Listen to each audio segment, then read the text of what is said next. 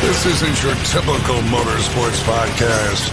You're listening to Crush This, a monster truck podcast presented by High Octane Coffee and J Concepts. A show where we take you inside the minds of your favorite drivers, past and present, of the monster truck industry.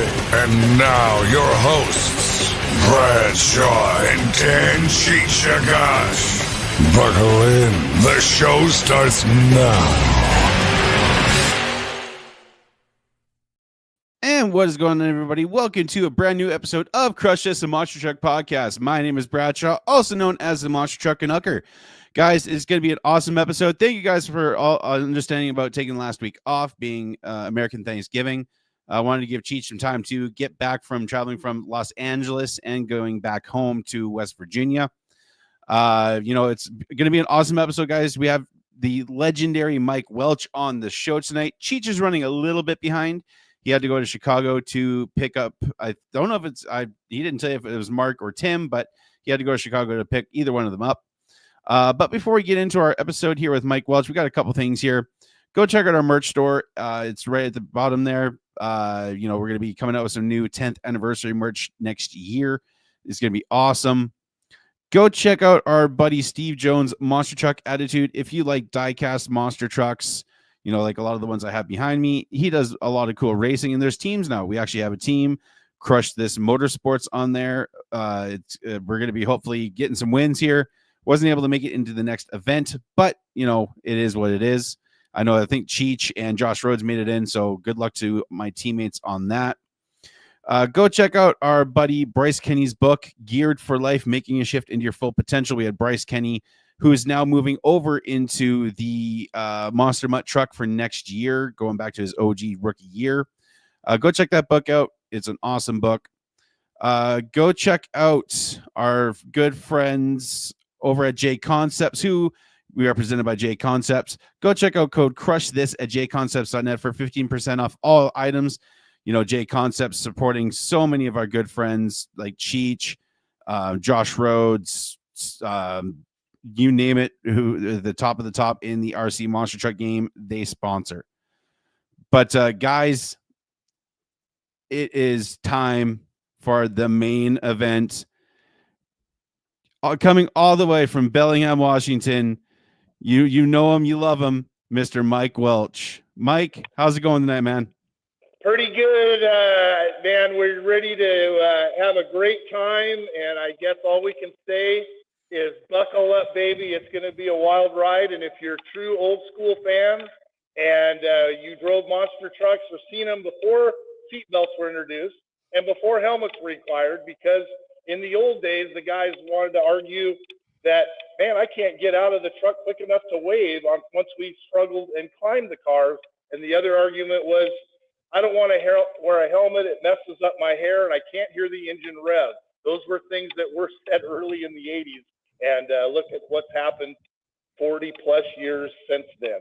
But I'm glad to be here. I'm glad we're finally able to put this all together and make it happen. We'll say a little prayer and our electronic stuff, and we're shooting live here from D&D Custom Diesel Repair. People that watch my videos know that these guys help me and keep my trucks on the road, and we've just become great friends. So Dan, his sons, they've got this all rigged up, and they've done a great job. And they said, man, who would have thought that we would be doing this type of work in our diesel repair shop when we started this business? And truly great guys, and I appreciate them all. I could not have done it on my own. Joey Habman was going to do this and help me. He came down ill, so Joey, thank you. Hope you get feeling better, and thank you for your wife for everything you guys do for me. Thank you so much. But here we go, baby. Well, you got a pretty cool rig behind you there. That's obviously part of the the repair shop that you're in right now. That looks like a pretty badass Jeep there. It is, and I don't know all the details on it. It's a desert racer. I don't know what class it is. I know it's got long travel. They built it. They campaigned and helped this customer out, and they do all the work on it, and it's been very successful. And the only early days that I had anything was the Mickey Thompson days when I was around Mickey Thompson, the Ivan Stewarts, Walker Evans. Those guys I got to meet back in the 80s also. I'm aging myself, but those were great times, and I got to be around those stadium shows, and that's all I know, other than I like watching the videos of these modern trucks, and I love how soft they are, and I would just give anything to land a monster truck that soft and not rattle my teeth and rattle my spine.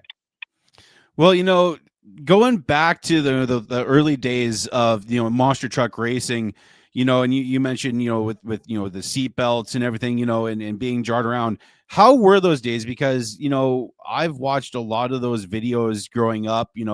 I remember my parents renting me the Bigfoot in action tapes, War of the Monster Trucks, Return of the Monster Trucks, and just being enamored when I was a kid. And unfortunately I was born in 91, so I wasn't able to be around for those days and those videos. But what was it like being in those early days of the monster truck industry?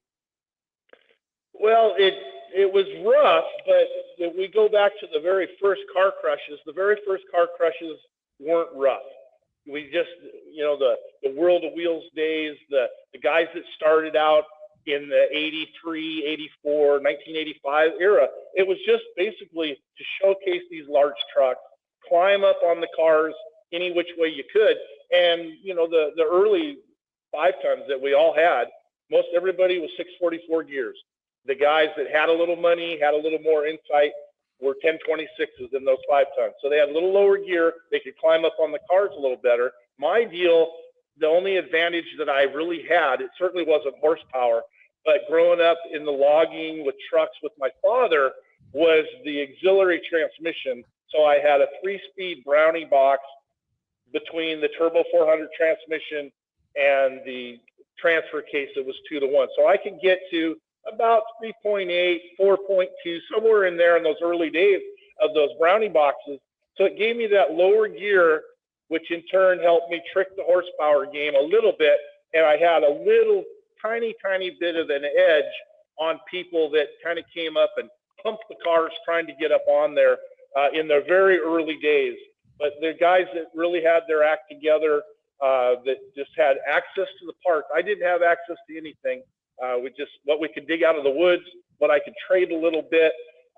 So we did it the mechanical way with the auxiliary transmission. But the other guys, when we started, a set of 1026s was really a rare animal. It came stock in some items, but I didn't have the knowledge at 19 years old to know all about the gearing. I just knew that from the very first time when the truck came off the street to 2.5 tons with the military axles and transfer case, I know I needed lower gears because it just wasn't working good, and that was a little bit of the success. Now, taking the hard hits, when we started racing them, we started having to do more than just climb up on them, tilt the hood, tilt the bed, get out and wave.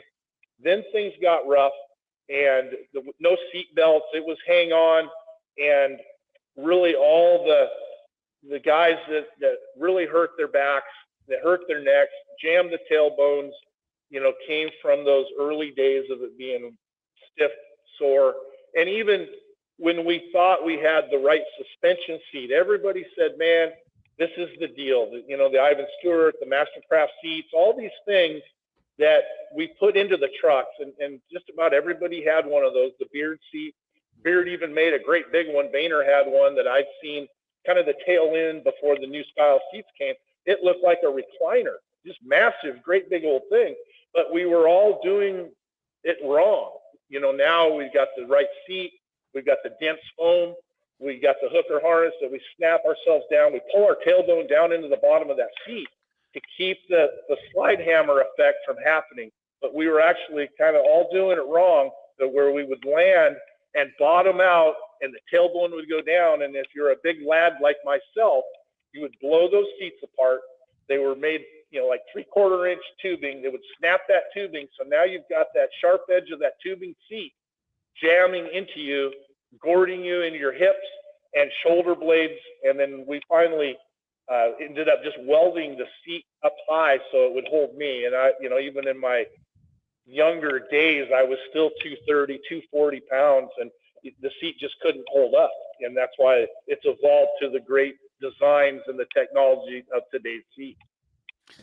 We had, I think it was, we had Chad Tingler on a couple of months ago, and he was talking about when he was able to introduce the ISP seats into the modern day monster truck era. Have you had a chance to drive a truck with any of the newer seat technology, and if you did, what did you think of how things have evolved to now? Well, I tell you what, the last real active driving I did was we're in Japan. We did 150 shows over there, 2 and 3 shows a day, and we weren't Ryan Anderson anything over there for the Japanese people. We were just putting on pretty mild little shows, to say the least. But it was every day, no days off, 150 in a row for 3 months. And that new seat with the belts, and they measured it out, and it fit my frame perfectly. That seat was so comfortable. In between shows when the sun was out, I would just shut my eyes and be ready to go for the show. I would sit in there. It was the most comfortable reclining type seat, and it was just awesome. I totally love them.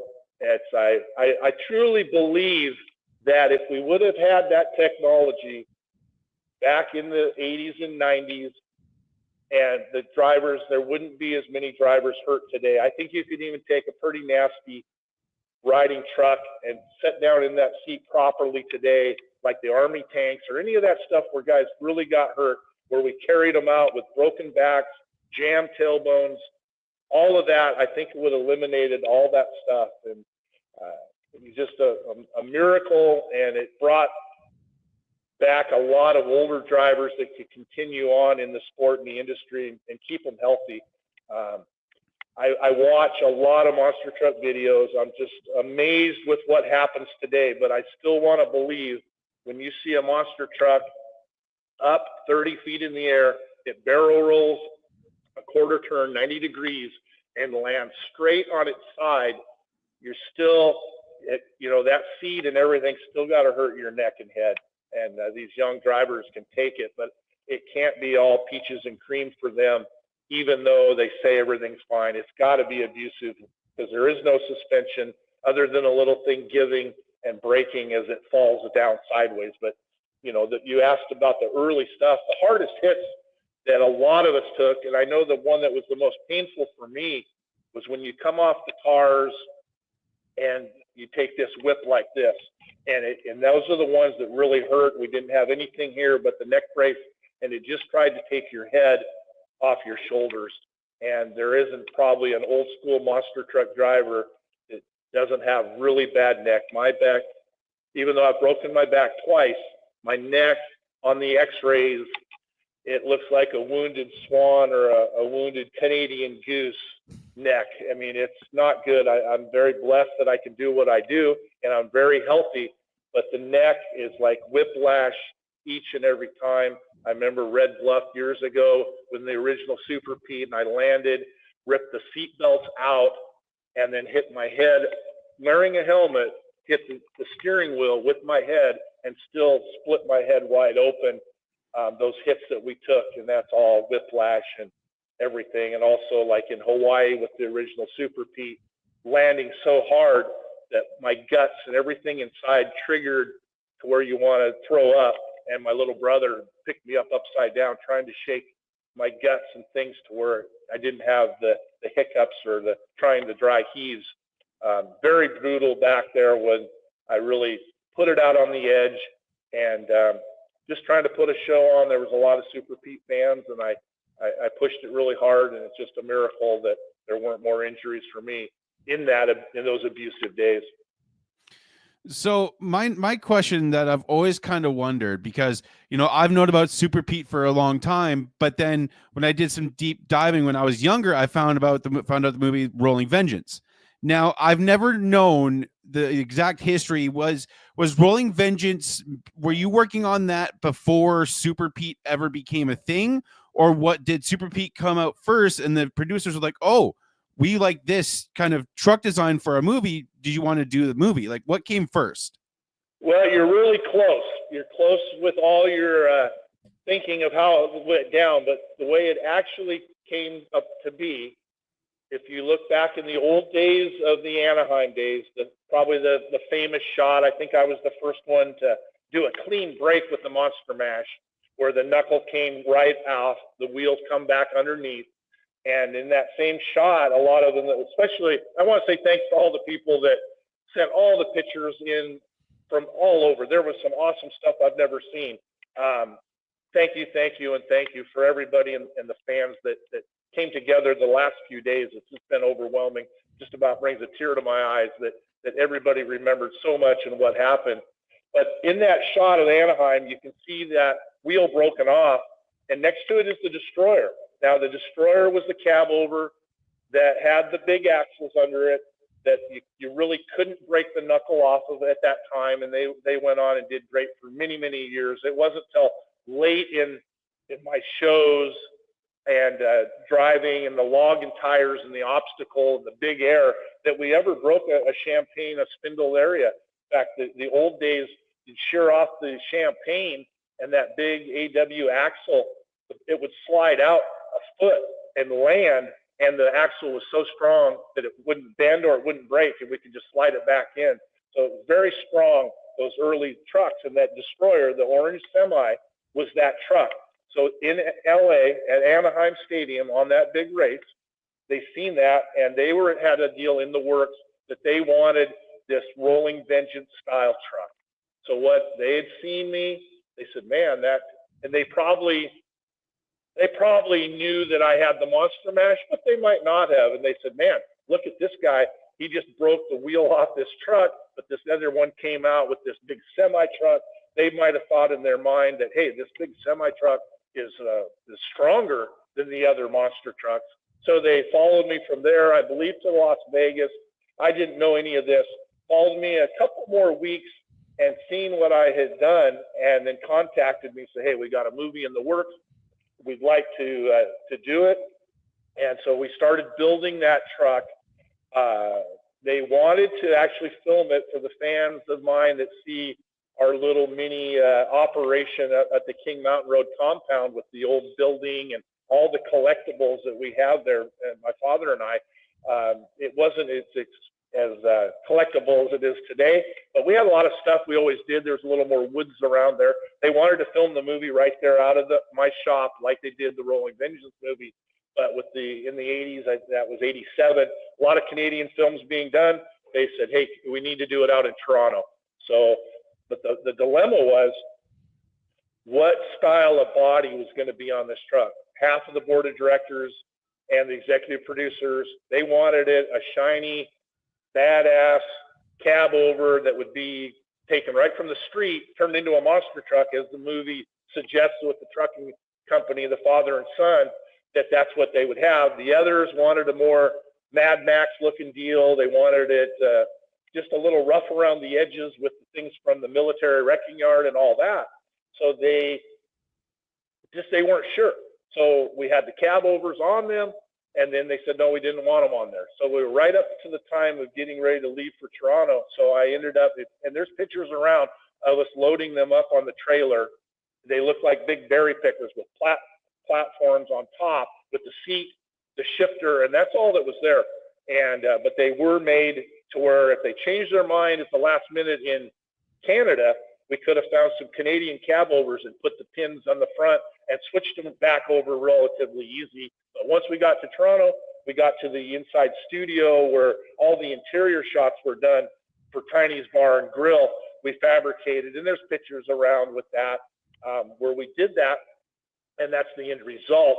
So we had those trucks. There was two of them built for the movie. We basically kept one in the studio in Toronto.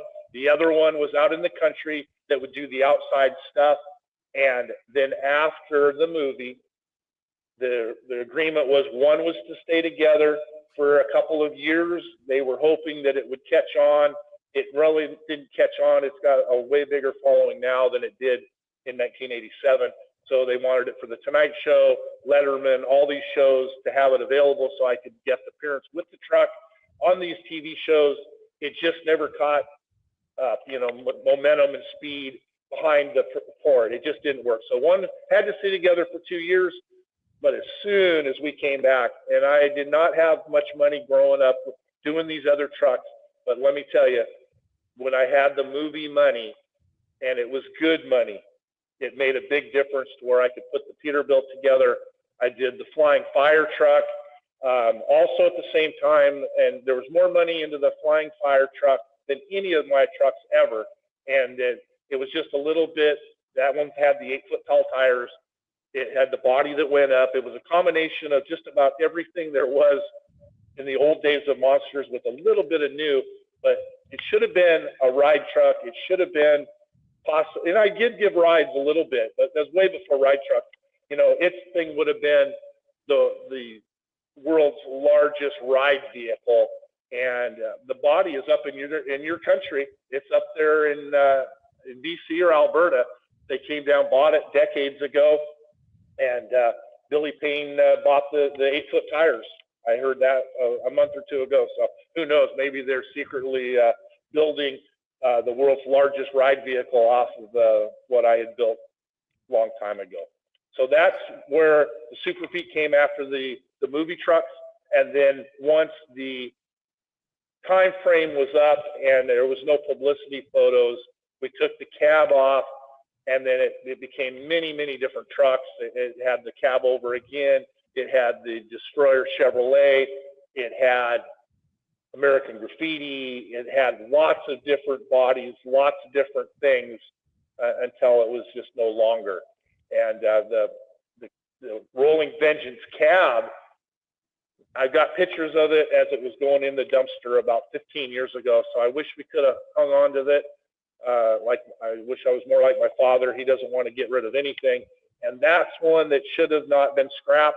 And also the original Destroyer cab over, all it would have taken was just a few weeks. Transfer case was in it. The rear ends were in it.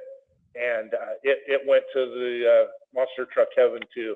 And that one shouldn't have died. It was really in good shape. It never rolled over, even though I could tilt the cab, do reverse wheelies. There was no roll cage or anything in it, but back to those days, we did a lot without roll cages. It was never rolled or never wrecked. So that one shouldn't have been killed either. But who would have known 40 years later that the little kids that grew up that were 5 years old would want to see these old school monster trucks, and that they would love and bring back their childhood memories of seeing us just climb up on the cars, waving to these kids, and in my case, making friends for life.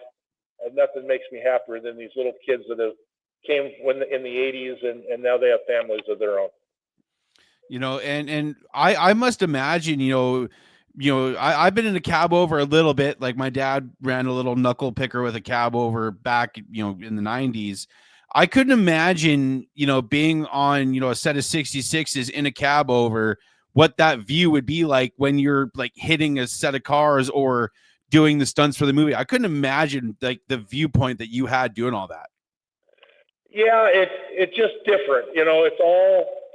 It's all kind of the same, but I even would tilt the cab up to a 45 degree, and then I would hit the cars in reverse with the cab tilted forward, still no seat belts in the trucks then, and then had to do a reverse wheelie with the cab in the tilted position and get up on the cars and then tilt it back down. I don't know if there's any video or any pictures of me hitting the cars in reverse with the cab tilted, but it was done.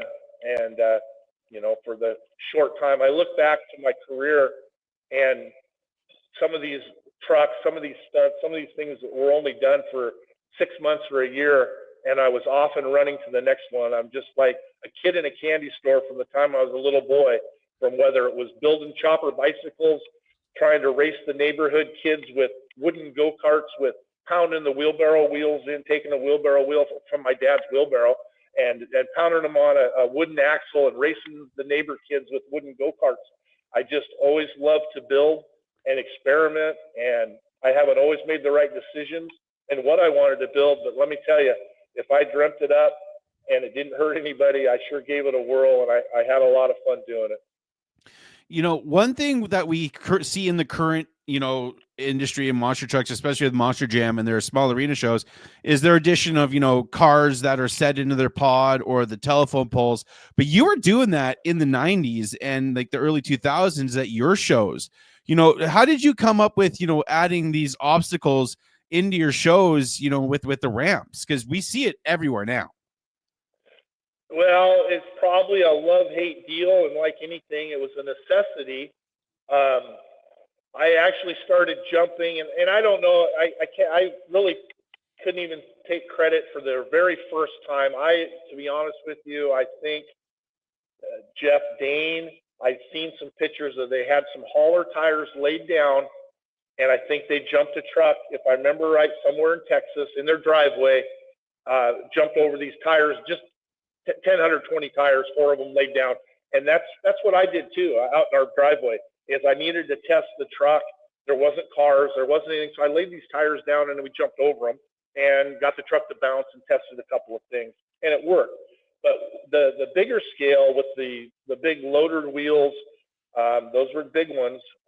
Those came from other promoters going into facilities and leaving glass and shard in these prestigious horse arenas. And we had a fair manager said, man, we'd love to have you come in here. This is when I started producing my own stuff. I had the California Kid, was the most modern thing I had, but I still had, excuse me, I still had a handful of other trucks, the old Super Pete, the Monster Mash, the Muscle Beach, all these things. And they wanted to hire one truck, but not all the old trucks. And there was, I had everything invested. So I started doing my own shows, and they said, hey, if you can come up with a way. So I thought, man, it'd be great to take these big square edge tires and then jump over them. And then we experimented with the round logs. We had the luxury of having some pretty nice wood out here. And so we got the wood. I think the first logs came from Longview, one of the mills. And I told the guy, I said, yeah, I'd like to buy some logs. Well, those are too good to buy. Those aren't firewood logs. I said, no, sir, I need them. I'll pay whatever scale is. I need a nice log, about 30-inch diameter, but I want a good scale in it so I can set it up and get the right deal where the tire edge was there, the radius of the log was to it. So when the truck hit the tire, hit the log first, it would bounce in with about, 10 pounds of pressure. So it bounced into the tire, and then as it compressed out, it started to lift, and then it caught the 90-degree edge of those big loader tires that were firm corners. They were off of like big Laterno log loader that we have, so they're a big squared edge, and it worked great. The magic happened. We basically eliminated all flat tires, which is a plus, and we didn't have any more problems there. I could take the log, the tires, and load them up on one of the semis. And back then I had 5 or 6 pretty cool Peterbilts, and it was a complete traveling show. We had the one unit with fiberglass where the boys, we had the molds in the trailer. They would have what they'd call a fiberglass party. They would whip these bodies out overnight and have new bodies for the next week. And we were pretty abusive on trucks, parts, and bodies back in my day, because I really tried to put on the best show I could and take it right to the edge. But those were the days of that stuff. Of how that came to be, I was chastised heavily with people that hated the concept. I don't know where the guy is today, but there was a few guys that just really hated everything I did. And I'm, you might think, hey, I'm Big Mike, I'm this, I'm Monster Mike, whatever. I'm a pretty sensitive guy. And it always hurt my feelings that they despised me. And those were their words, not mine, that they despised Mike Welch and my shows so bad. And I just worked from there with it. But it only takes a handful of those people to say hurtful things to hurt a person's feelings. And I pray that today, maybe he's had a change of heart. I don't know his name, but he did not like what I was doing. He wanted the cars and he wanted the mess. And there's a place for it. I always thought of building a catch tray, basically, that would go under the cars that we could haul on edge with the low boys, haul them to town, set the cars on them, and it would protect the ground. It would go into the arenas, and it would give you a capture all that stuff. Then you can just sweep it up, pick it up, stand them like a hydroplane, stand the catch basins that held 5 or 6 cars with a foot-long edge, and you'd haul them to the next show. It's just one of the things that I never did. I stayed with the log and tires. But I do have a deal in the works, and if you thought any of the early jumps, ramps, big flip deals, all the experiments that I've tried, the log and tires, if you think any of that is exciting and what has come from it, I've got my last hurrah in the portable ramp game that won't hold a candle to anything that's ever been done, anything that I've ever been done. And I'm very excited to get it going. I've been working on the new Super Pete project, but I have all the components at the compound to do this. I just, time and money, like everything in my life, but it will be, if there's anybody that has hope in my vision of what trucks can do and entertaining the public, this new deal, it wouldn't be for tiny little shows, but it'll be your Jimmy Creedon outdoor show type of deal, guys that have speedways that want to fill up this great big hole. When you come into a speedway, you got a few cars, you got a few obstacles, but it's tough to make it look spectacular. And this big unit thing that I'm building will do that perfectly. And I'm praying that this will be the year after the trucks are together, we can get this thing out and show the world my last hoorah in the jumps and obstacle division of what trucks can do. Well, he has survived Chirac. It is Mr. Danagosh. Dan, how's it going, buddy?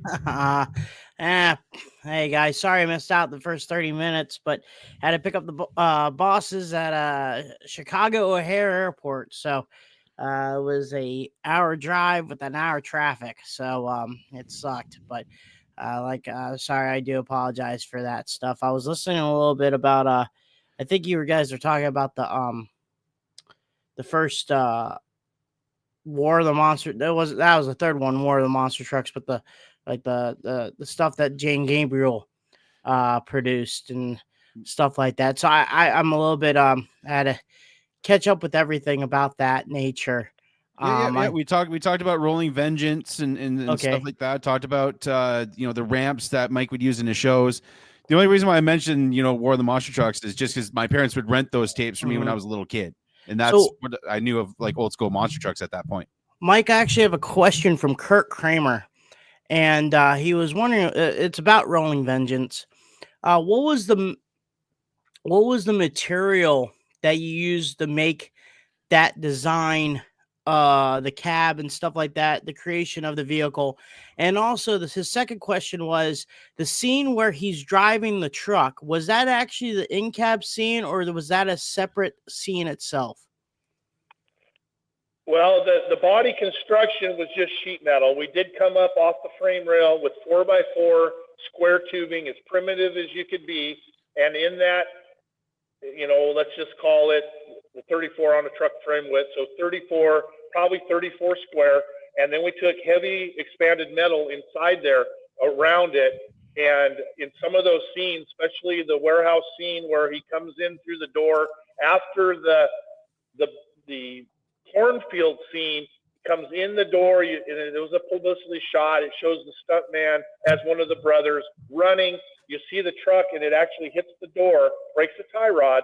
But in that scene, they cut to going into there right before the blue barrels are run over, and it's an actual warehouse, some like Georgia Pacific, but whatever warehouse it was, and I'm running it through there, through uncut timbers, and I just about died there. I just about died 2 times filming that movie, but I was in my early 20s, fearless, and I would just look at things a lot differently today than in my 20s. This was a big platform for me. This was a dream come true, to be in the movies, a long way from just running my chopper bicycle down the Klein Road, jumping the neighborhood dog and the neighbor kids that would lay there. I mean, this was a big thing for me.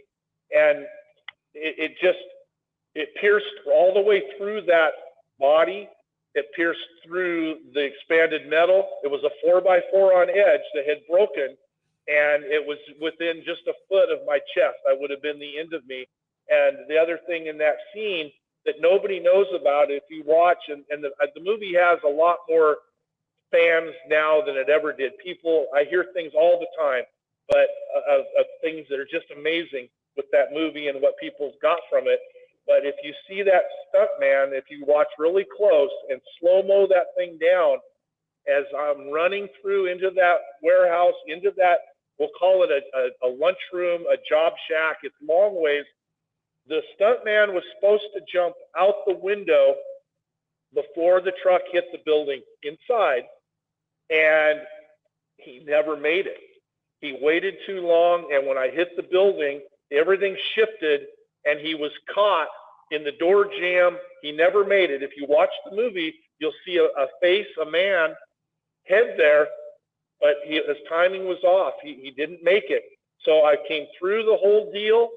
I drove, and I had a radio inside, a handheld, and we come through there, and when I power out of these things until the director says cut, and you run through no matter what. And we stopped, heard cut. It was the end of it, and everyone said, "You killed him. You killed him. He's dead. You killed him." And all I can do is what I did.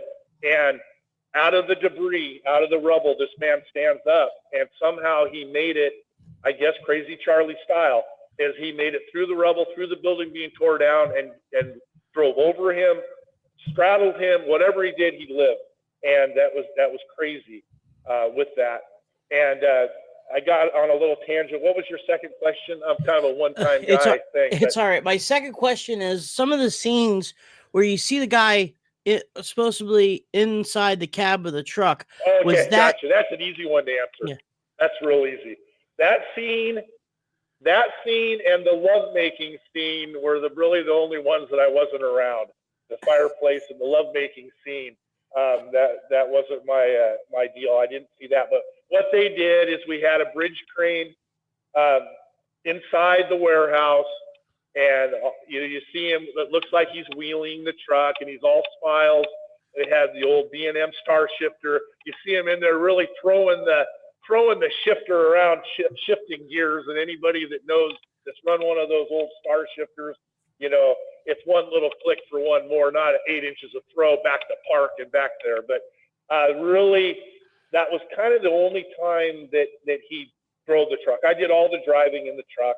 And to be honest with you, that's where seatbelts were introduced into my life, because we got up there to do this. We started doing the scenes, and Gary McClarty was the stunt coordinator. He did all the driving. He did all the Porky's, Blues Brothers, Beverly Hills Cop, all these things. He was the guy.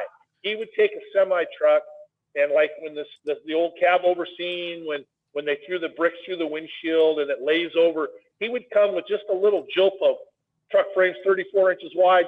He had about a 6 foot tall and one kicker down. He traveled with that bar. He bolted it on, and he would lay any truck, any semi, anything over, lay it down, and that's all he did. And great guy to work with. It was so cool to work with him on all the scenes and stuff. And he says, "Okay, we're gonna jump the van. We're gonna do this." And he looked up in there and he goes, "Well, you must have your seatbelts in your travel bag, right? Like a stuntman?" And I said, "Well, no seatbelts." He goes, "Well, what do you mean no seatbelts?" And I said, "Well, we don't use seatbelts." He goes, "Are you telling me all monster trucks don't use seatbelts?" And I said, "Well, yeah, no, we don't use a seatbelt." He thought I was just the goofiest hillbilly crazy kid. It was unfathomable. He goes, "Well, you're not doing anything here until you put a seatbelt in it. I'm not going to watch you get hurt." And so we put the seatbelt in it, and that's where the seatbelts. And I drove, and I go, "Man, that's pretty awesome. You can keep control of your foot pedal and your brake, and you're not bouncing around up into the roof of this thing." And like the King Dome, it's kind of a famous shot with the 8 foot tall tires on the flying fire truck. We didn't wear seatbelts then, and I hit that. There was a little lull in the action there in the King Dome, and I hit the mud bog, and I flew up, and I kind of like a motorcycle kid, Superman, and I was flying out of the seat, hanging onto the steering wheel, and so many incidents that could have been a lot worse for me. So we have a couple people in our chat wondering about the signs behind you, and we've hit around the halfway mark. which, Okay. I think it's be a good time to, talk about kind of what you've had going on recently. There was some shots of you down in Florida when you were down doing some stuff with a former Clydesdale chassis. So talk about kind of what you got going on, Mike, and about the stuff that's behind you there. Well, I wanted to talk a little bit down there, and it wasn't quite right to do it. And, we've been talking about coming on here for a long time, and it just all seemed to fit perfectly with everything that I had going on, and the timing seems perfect now to talk about it. For a long, long time, even when we first cut the Super Pete up, the original Super Pete, we cut it up. It did its demolition derby days with the 8-foot tires. Whether you loved those stunts in the old days or you hated that part of my life where we did the demolition derby, it was used up. And it was Longview, Washington. We just took and cut it up with a torch, saved the axle, saved the pedal, saved things that were usable, but loaded it up in the back of the pickup truck. We took it to the scrapyard. And when I told people that the Super Pete went to heaven, people were just about in tears. It was such an iconic truck. And I didn't realize how iconic and how great of a truck it was. It was just another truck to me, and we'd moved on. I didn't think anybody would ever want any of the old Pete stuff ever again, but I was wrong. And so since that day I cut it up, people really wanted another truck. We have done, and I'm going to use the word half-ass attempts to copy some of that. I built the Super Pete Racer, which was a great truck, but on a tube frame, really low. It was just a low-riding Peterbilt deal. It was soft suspension, and it was a neat truck. And then when Guzman drove, we took the old Survivor frame. A lot of people didn't know it, but we got that from Chuck Jordan, and we just mounted another Pete cab and a 359 hood on it, and it kept it front engine, and it just bounced and that and this and that until we used every last bit of life of it. And people wondered, hey, the big Pete in the UK, they ripped you off. Well, they actually came over first to look at that truck at one of the fairgrounds as it was used up, and they passed on it. So they went back and did their own deal. So that's how that went. They could have bought that Pete cab, but they didn't. And so I've wanted to do something different. I really thought my driving days, because I've had the greatest career, the best time ever doing all these shows, and I just really didn't have a super desire to do anything again, especially the old stuff. And we did the Monster Mash. We had the people help with their names on the tailgate. And I said, man, that was sure great. And that truck was put together to take to the Hall of Fame. And there just doesn't seem to be the interest at the Hall of Fame for the Monster Mash to go back there. I've donated hoods. I've donated the parts. I've donated pictures. You can get a hat pin and that stuff. But the Mash to go back there, it just never happened. There just seemed to be no interest for that truck to be back there. But the Peterbilt, I wanted to build, and when I seen the Clydesdale come up for sale, excuse me, kind of an announcer doing here, but I'll get a water in a second. When I seen the Clydesdale come up for sale, Ben had always had that long front end, and I seen the side shot of that, and I go, man, wouldn't that be cool to do a Peterbilt? And the people always, weekly, say, man, are you going to bring the Peterbilt back? Are you going to do anything? The only way I would want to bring the Pete back was to do it old school style, technology enough that it didn't hurt me bad, but I could be doing shows, but not an embarrassment to the young kids that loved it as a kid, and my fans and friends that know me now that it's a Big Mike, just hang it up. I want to not be that to where I'm an embarrassment to anyone. So we got down there, made the deal on it, and for those wondering that thought it should have went to the Hall of Fame, they just didn't want, the wife, Joy, did not want it. She just wanted to end that part of it. So that's why it didn't go anywhere but to a good home, the young man that got the body there in Texas. So I put that together. I said, man, this is going to work, and put the cab on it. I got down there, and it really fits it well. But what I've wanted to do, I've been sitting on a couple of these technologies for 20 years, and we're going to put this technology on this truck. I've got to get some water, everybody's human. All good, Mike. And I'm going to put that technology on this new Peterbilt, and I have a couple companies that are looking at buying this technology. Don't know. Only the good Lord knows if these companies are going to buy it. Only one can buy this technology, and my patent's pending on this technology. If it doesn't get sold to a large company, then I'm going to introduce it, and I'm probably going to go 99.9% sure I'm going to go with the honor system that you can buy this technology, a one-time fee for any monster truck that lasts a lifetime. I've had so many things that I've made, pioneered, that just didn't come out financially for me, but we're going to just try it that way on this technology. But back to these signs, everybody's wanted to be part of this truck, and I think it's a grassroots way. I think it's a way that people can be part of it. And it should be, if you can see right here, the old Pete. Can you see me pointing there? Are we good on the framework on the original Peterbilt here where I'm pointing? Yep. Mm-hmm. Okay. So you see the engine cover here. This will all be dedicated to the people that want to sponsor this truck, whether it's a business, whether it's a private person, whether it's a person that loves monster trucks. Maybe their grandpa, their father took them when they were little kids. Maybe they've passed on and you want your name as a memory to your family legacy that love monster trucks. So these will all go here, and we will be taking the larger ones big, but everybody, whether you send $1 or you send $500 or beyond to have your name, you will be included. And when I told my father tonight what we were going to do, he goes, "Man, you can get so many worldwide, you're going to have to pull a pup trailer to put all the names on it." And I said, "Well, Dad, wouldn't that be a blessing to get my final chapter in monster trucks off and running?" So no matter how many send, you're going to be taken care of.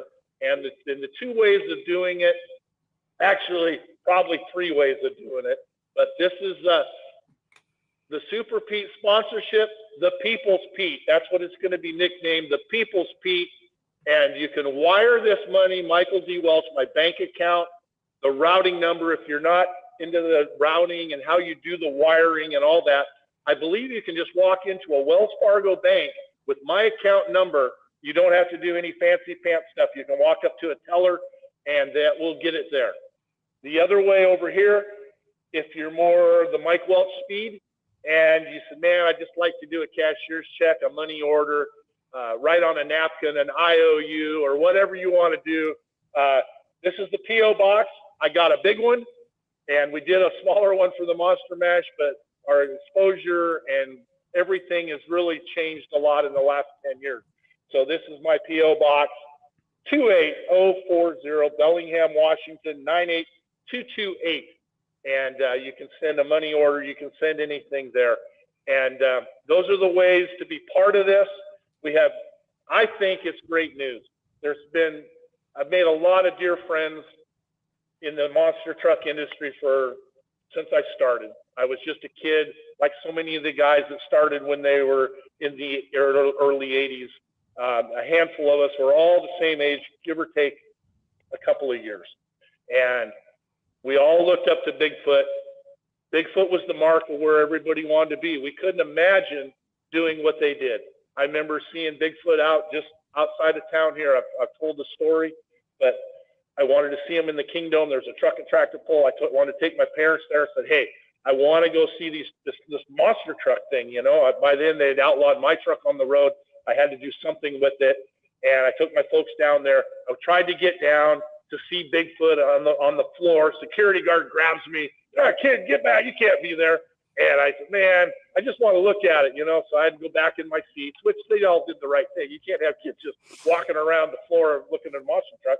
So at that point, it was one of my last jobs, and I was probably 18 then, and for welding as a welder's helper at Rinky's Fab in our hometown, and I think they started at 7. So we were there probably half hour early, 15 minutes early. We're sitting down with all the welders and all the guys telling stories, and they'd seen me drive the Monster Mash to work, and they'd always seen the patrolman pulling me over, all the stuff that happened. Every time I drove it, all the cops would pull me over, take pictures, check all this stuff. So they knew that I loved trucks. I was just a big doofy kid that loved trucks. And the old welder, he's sitting there, and he goes, "Well, you see that show down there in the Kingdom?" And I said, I did, man. I wanted to look at it, but they wouldn't let me get any closer. And he laughed and he goes, I just looked at it here a minute ago. I go, what do you mean? He goes, oh, they're staying over here at the Scottish Lodge off the freeway. There's shows in Canada. I go, can you see it? And he goes, well, yeah, it's just sitting on an open trailer with an RV pulling it. I said, no way. And I asked our boss, Neil Rinke, and I said, Neil, can I go over there? We're supposed to start work. I said, can I go over there and take a look at it? Oh, yeah, go over there. So I drove over, and, back in those days, open trailers, still even today, their guys were, I don't know who came up with the show, but, they were sleeping. And it was 7 a.m, so I'm over there just looking, I was just like a kid in a candy store. So we got to see that, and just awesome times. And with the Bigfoot tie-in here, Bob Chandler, I spoke to him a couple of days ago, and the goal is I have the permission to debut the new Super Pete at Bigfoot's 50th open house in Pacific, Missouri. I've been there the last few years. I really enjoy the people I've made friends with there, the new fans, the old fans. We stay over at the motel. Terry and the gang with the RC cars. It's just a lot of fun, and I'm so excited to get to debut it there. I don't know if we will drive it there and perform with it, or if we'll just have it there to show. But I guarantee you one thing, we will have and debut the new technology on the truck. I don't think anyone that I've ever mentioned anything to would ever leak this information. David Tucker has worked on some top secret stuff for me, but he's as good as gold, in my opinion, one of the best machinists. And I know that the top secret stuff we have built already that he has done for me is in safe spots. So that's the Super Pete deal. And I can guarantee you that it'll be a work of art. It'll be things that we can be proud of if you love Peterbilt. Trey Myers is working on the fiberglass. We're going to do that rear engine cover with everybody's name. It's got a couple tricks that I want to do, even as awesome as the Anderson boys are, and Tom Mintz, and you name it, with all the great drivers, Charlie Pocken, all the drivers, all the stunts. You can't think there could be anything more that a truck could do that hasn't already been done. This truck will have this new deal on it that'll do a trick that nobody's ever seen. Whether that trick should be done or not is a different thing, like a lot of things I build, but it will debut on the truck there also. Whether I drive it there or not, I don't know if they will allow me, but it kind of all depends how everything comes together. When I did lots of shows with lots of trucks, there was more cash flow. It's just me, my father, my trucking that I do, and money's tight for everybody, and things are very expensive.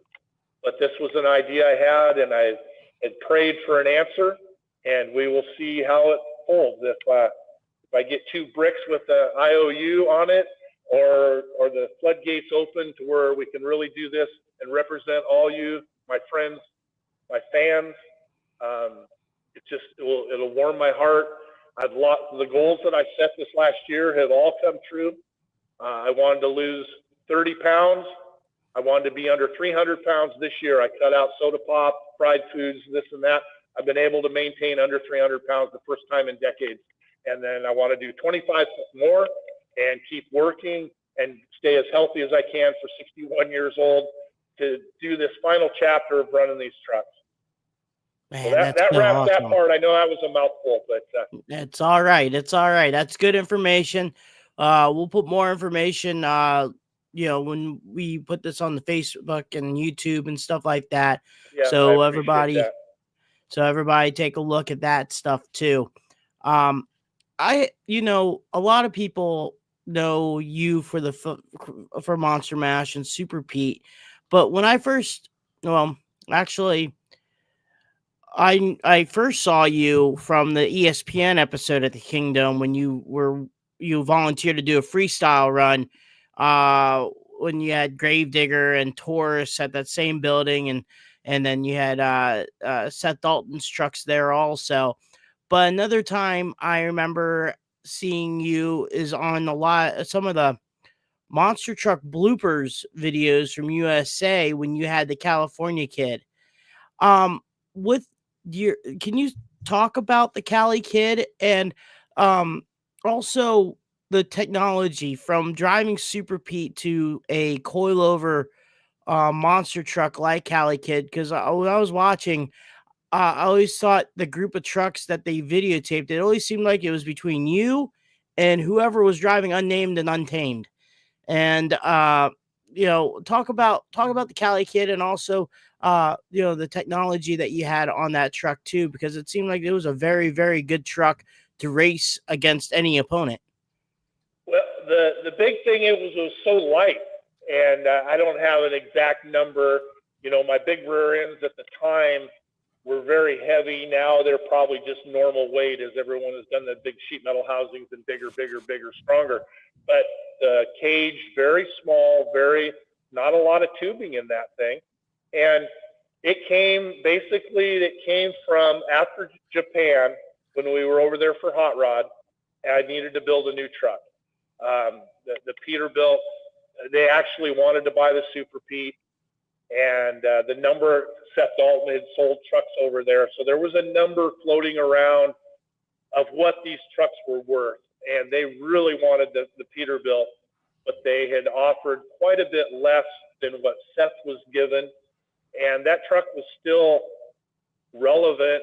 It was loved. I loved the truck, but it was only a year afterwards that it became, old dinosaur. They loved it, but they just wanted these new tube frame trucks.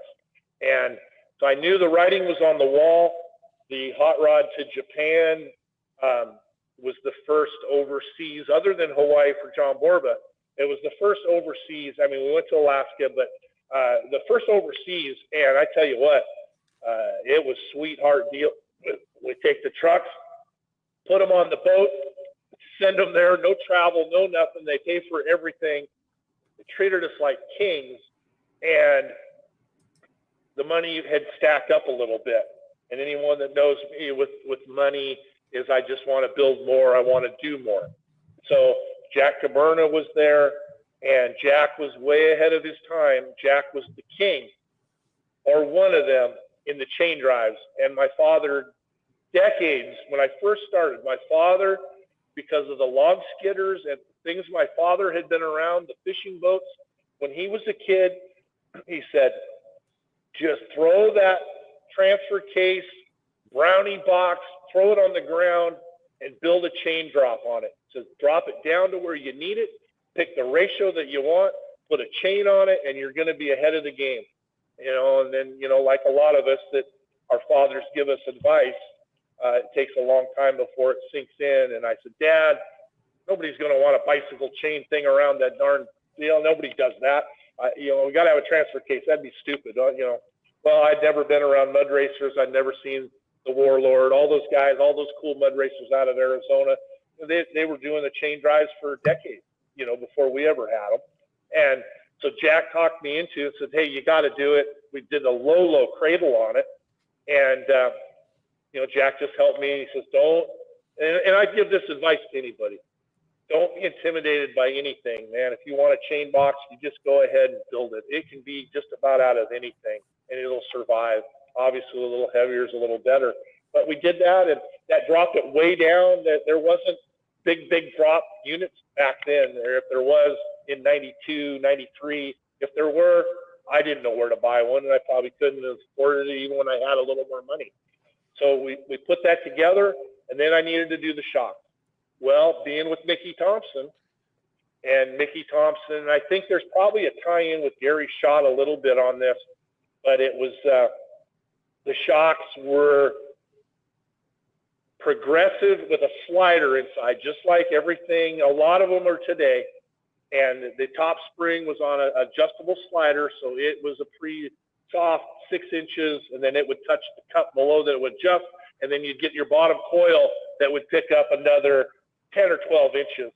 So those were made by Mickey Thompson, shot guy, and they tried at that point to tell me to get rid of the coils and do a gas-only shock And then my stubbornness or my big-headed deal was, man, what if that fails? What if the accumulator fails? What if all this fails? It's just going to fall over like they do today. But I didn't want to chance that, so we built the shocks. They were very, very expensive. After that truck was put together, I said, how would I ever have another one? How can anybody have this kind of money? Because the early trucks, I just didn't have any money. We probably built the first truck for $25,000 with blood sweat. I didn't have a wire feed. It was all 6011. And then at the welding shop, I kept blowing up those little bud boxes they gave me. Rinky's gave me that Ideal Arc, that big 250, and then the pipe welders. Then you got to switch over to 7018. So we did that, and it just worked out a lot better because the money was just so tight in the early days, about 25, 30,000, and I probably had $150,000 into that California kid, from making the mold to doing the shocks. I mean, it was just like, man, how can we ever recover from this kind of investment? And that's just a drop in the bucket. I think probably today, if you had a brand new everything, you're probably 350 or 400. I know 200 doesn't go very far. Woodcock's talked about some of the trucks that he's built. The money that takes to do these, it's just very expensive. Just everything's expensive. But that's how the Cali kid came to be, and man, it was fun to drive. I couldn't imagine. Some of our first shows were up in Canada, up in your neck of the woods up there, and just even with the carbureted, I wasn't blown alcohol, just carbureted. I actually got the 3 carburetors from Bigfoot when they switched to injection. So I had those 3 chrome predators on there, and they were a handful to keep going. They always flooded out before we did the injection stuff. And man, it was so cool to mash the throttle and pull the front wheels up and land and not get hurt. It was really something. And even then it was a little stiff before I made the 4-inch big bore diameter that could run 300 pounds nitrogen on the accumulator and pull the truck down with one hand. That large bore diameter shock that we put later on those trucks really, really worked well. A question that I have, and another person mentioned it here in the chat, Devin Treat. One video I remember seeing when I was younger was a monster truck being dropped by a crane. And, I know that you were behind that with the Muscle Beach truck. How did that come together? Because, you were doing some pretty unique stuff at some of your shows, and that was definitely one of them. Well, it started, and it wasn't my brainchild by any means. I did pick the ball up after one bounce and did it a couple more times. But the original deal, I'm just going to say it the way it is, and not going to sugarcoat it. On the West Coast, up to about 92, 93, the Super Pete and the Bigfoot, a lot of the top billing. And it was the Clash of the Titans. There's a lot of shirts. There's a lot of posters. There's a lot of things that showed Super Pete and Bigfoot head-to-head, and that was the deal. Now, the Super Pete was a big dinosaur and not really welcome at the party too much, especially when the race trucks came and Dennis Anderson came to town. And when he come to the West Coast, I think he probably worked for Curcio first. And then he was out here making the run with Dave Matthews. Dave had the biggest, the best shows on the West Coast, hands down. Every single person that started with monster trucks worked for Dave Matthews on the West Coast. We just did. That's what we did. And he goes, hey, I got an idea. And I don't know if it came from Dave himself or somebody else in his wheelhouse. He goes, man, we want to do a deal where the loser of the race gets dropped from a 125-foot crane. And I said, well, I'll build you a truck.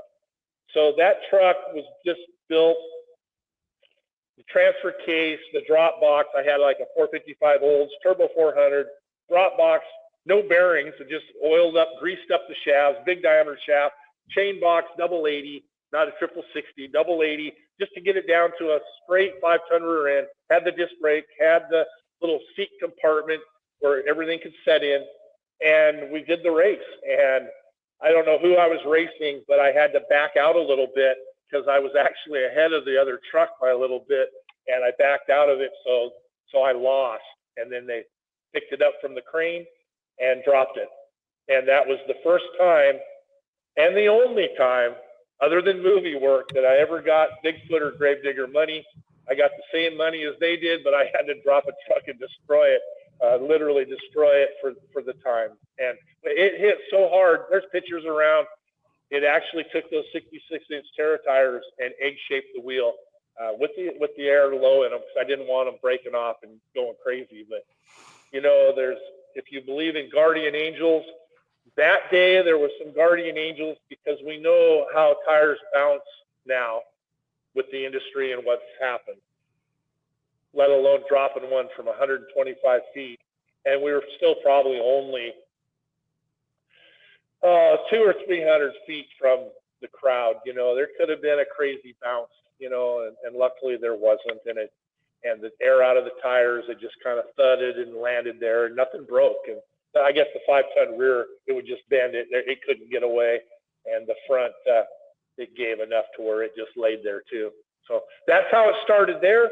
And then I did the Hawaii show, and I was just too young and too naive on the Hawaiian show. I was a part promoter in that deal, but it went sideways a little bit financially. I learned a lesson, but I did get Dennis to come over there for us. And but that's where we did the second with Crazy Charlie, and it was breaking the law, and it's on some videos, and there's things around, but that was built out of some of the pieces. We had to redo the tires because those tires never made it again. But we didn't drop it from that high a hook in Aloha Stadium. I think we're about 75 or 80 feet to the hook. And so that inertia, the speed was a lot less when it hit the deck. And we did it in Hawaii.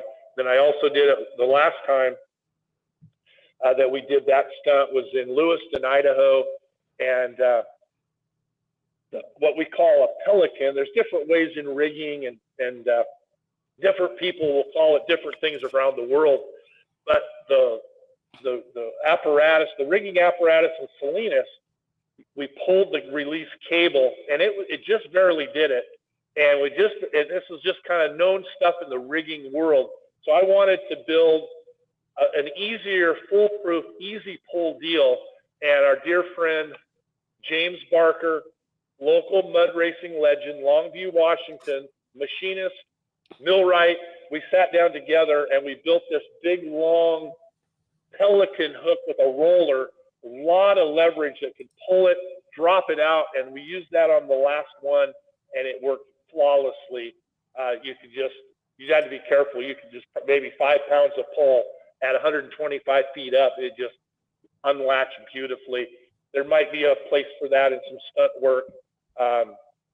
We do have, hopefully in the works, a little reality show that we're working on next year. We thought we were going to be able to do it this year, and it just wasn't in the cards. But maybe next year, and we might be able to utilize that tool in this reality show for one or two things. So that's kind of that drop truck stuff, how it came about, what happened, and why it happened.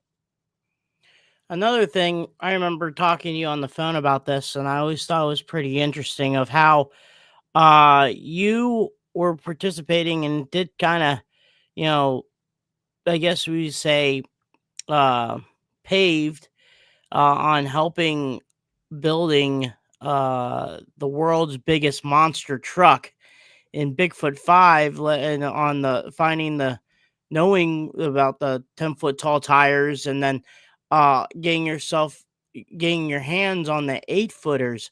I always thought that story was pretty cool to talk about, how you got your hands on the 8-footers, but you knew about the 10-foot tall tires. And before we go and talk about that, if you're curious about the 10-foot tall tires, type in the snow train, the Army snow train. There's a bunch of history videos about it. The Army used it a lot for exploring. Actually, the first vehicle itself, it wasn't really a snow train. It was a explorations vehicle that they were using in Antarctica. That style of tires is somewhere in Antarctica, just chilling. It's probably gone, whatever, snow, but it was pretty cool because they had turbine engines on each wheel that produced its own power. And but further along the line, the snow train was something the military was using getting ready for the Cold War, and they had different variations of it. But the ones that you see on Bigfoot is on the popular one. But the story that Bob talks about, there it is right there. Talks about how he found the tires and stuff. But you had some you knew where the tires are at. But where did you find the 8-footers, and talk about the 10-footers? Well, I'll start with the 10-footers and then go to the 8-footers.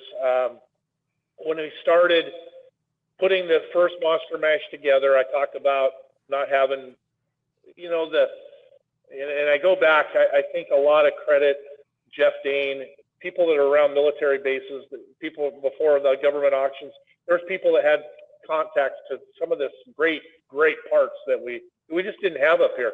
And there was no 5 tons around, and they're everywhere. So they're scrapped every day now, but there just weren't any around. So I took, and a gentleman and a family friend, John Ellis, his father had a house moving business, and he had 2.5-ton trucks, and he had a lot of them. And he moved. He was a local house mover here in Whatcom County, and so he had some that were blown up. And me and John were friends, and I met his father, and I seen these 2.5 tons. I go, man, 2.5 tons. Nobody had seen anything like that. Certainly never seen one with a blown engine that we could afford. Front and rear steering. This is going to be cool. So when I phased out the truck was taken off the road, and I had to redo with the 2.5 ton, and then that wasn't enough with the turf tires. And then I went to the 5 ton. I took the 2.5 tons and traded them. Bob Vanderplug has been by my side. Him and my mother went to school together. Meridian Equipment, Meridian Tractor in our little town.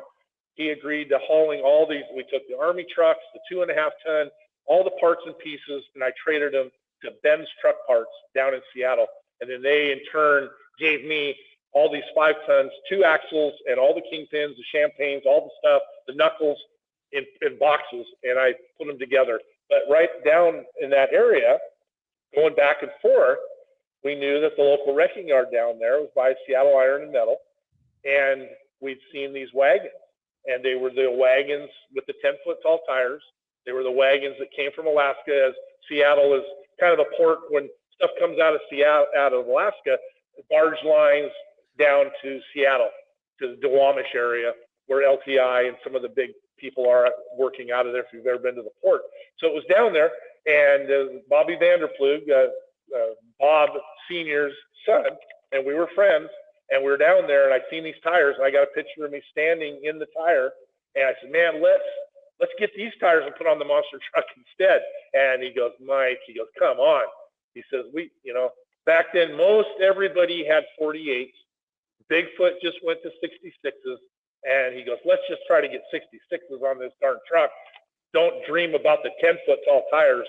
So I passed on them.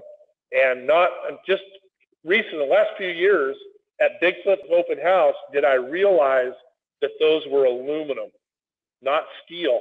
My 8-footers that I found later on that came down on a smaller unit that were 8 foot tall, those were steel wheels, and I know they're steel because I welded centers in them, so I always assumed that the Bigfoots were steel also, but they were aluminum.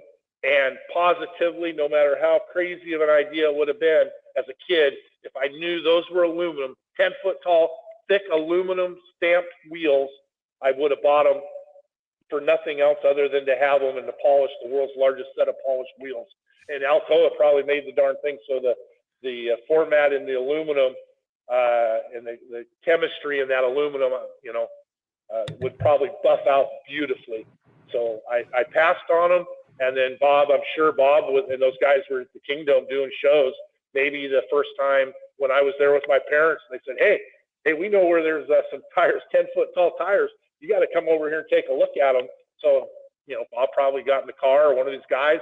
It's only a mile from the Kingdom, and there it was. And so they got them. They had the ability, they had the wherewithal of having a business. They were, a few years older than us, probably 10 years. So the 20-year-old brain isn't as sharp as the 30, 40, 50, or the 60. We all think of things differently. So they got them, and that's the end of Monster Mike wanting 10-foot tall tires. So I found the 8-footers, and that came out of left field. Somebody had seen my truck at one of the shows, and this guy, he wanted to build a fire truck called Mighty Mac, and it was a Mac fire truck, and he was going to put those tires on it. And I believe he wanted to make a ride truck, and that would have been before any other ride truck, before Sammy Sturgis ride truck or anything. And I bought all of it from him, and then I traded the Mac down to KC Truck Parts, and got one of the old cab overs that I had. And so that Mac went away there. That was going to be used. This guy was going to build. I don't remember his name. He was just a guy that liked monster trucks that was going to build his own monster truck. Lost interest. Came up to me, and I went and picked him up, kind of the Covington area, kind of Jason Hall's area, and we loaded them up off of Covington and brought them all home. And I had them up until the end here, where now Billy Payne owns them. And we already talked about the Flying Fire truck. It was one of the most expensive trucks I had. It just was ahead of its time, behind its time, or whatever you want to call it, and slice it and dice it. But it was the most expensive one I had that did the least on it for me for revenue. So we have one of our buddies, Mike Hedman, asked a question here, and it's really intrigued me as well. Who thought up the monster plane, and how did that perform when you were doing shows with it? Well, it came from a fan, and when I started, we didn't have big blower motors. We had one or two, and I always lacked the horsepower. And hopefully, this Peterbilt deal, my dream would be a midget engine for this new Peterbilt. It comes with a lot of money, but that would be what I would just love to have: a real deal, real engine, reliable, state of the art, the best of the best. And maybe I'll get to do that. But so our stuff with the Logan tires, the neat thing about the Logan tires is you can get a lot of air off the rebound and the lift of the tires compressing and being like a springboard that would spring you. So the fairgrounds where we had a lot of room, we had just carbureted big blocks, hammer down, giddy up, here we go, and hit the Logan tires. And they would fly good. They would fly high, but you needed a lot of ground speed and a lot of momentum to do the job of what pure horsepower does today. The end result was pretty big air and really big air, but it was the combination of the log, the tire, the springboard that did it. A fan said, "Man, this reminds me of old-fashioned barnstorming from, the 20s or 30s when they do all those black and whites." And I said, "Well, man, that barnstorm, we could just build a barn." And then I thought we had I thought, well, maybe I sketched it out, and I sketched it out with a 48s in the rear, had an AW rear end in there, straight axle in the front. And I said, I bet you this thing will get over something, and we'll make a barn. So we built a barn on it at every show, painted the barn, and came out and did barnstorming with the Red Baron. Had the fuselage with 4x4s in it, would slip the 4x4s in it, put the biplane, pound the plywood on it, paint the stuff, and then hammer down. But it just had a carbureted big block, and it didn't get the love that it probably needed because we had so much going on. And then that's how that came to be. And then there's video, and if Jeff Boehner's watching, he probably remembers we were in Walla Walla, and it was a foggy, wet night, and that thing probably only made 400 horse at best. It was probably 100 horse that night. I don't know if the kids had switched the plug wires. Things happen, things happen. And it wasn't going to make it over. So I told Jeff to get behind and push on the tail of the airplane to help it over the ramp truck that I had built. It was a portable ramp that could go anywhere. And Jeff Boehner actually jumped off that ramp many times on all these crazy things that I've built and done. Jeff, we've had a love-hate relationship for our whole careers, but he's always had my back, and he would go off anything that I tried to build, and he would go off that thing. But he was shoving the airplane, and it didn't have enough speed, so the tail comes down on the old Louisville, busts the windshield out, takes part of the hood, and plops down on the ground.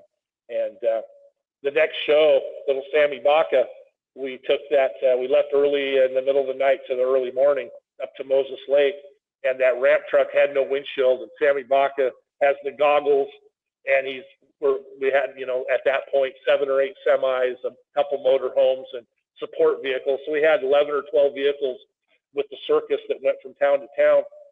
And we just pulled into Moses Lake off of Highway 17 to get to the fairgrounds. And a commercial cop was right there. And he looked at us. Excuse me. He looked at us, just kind of shook his head. He never came to the fairgrounds to do anything. But we made it to that next town and got the cab retrofitted and got a windshield back in it. But that's how the airplane kind of came to be.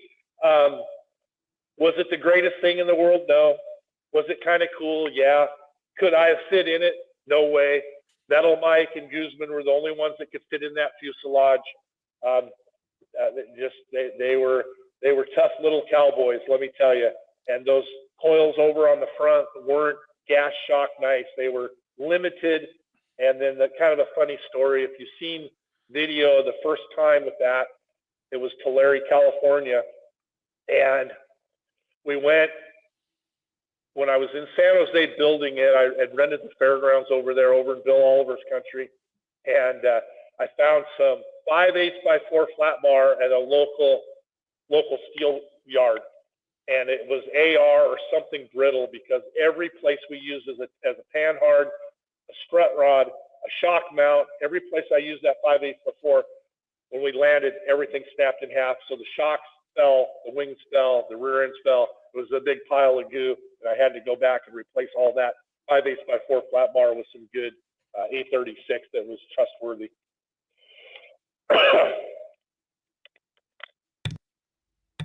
I need to put my mic on. I'm always curious, and like I said before, a lot of the first time I've seen you run was on ESPN and on the USA tapings and stuff like that. Let's Perry fans want to be curious. Let's go back to that 1991 show at the Kingdom. Because I mean, for me, I always thought the pioneers of freestyle was you and Dennis. And Dennis did it, out east, but you were the guy that was repping the West Coast. And you were one of the first, or probably the first for me, maybe someone corrected, but for me, you were the first to do a freestyle, something extra, something crazy that is unforeseen in the racing world.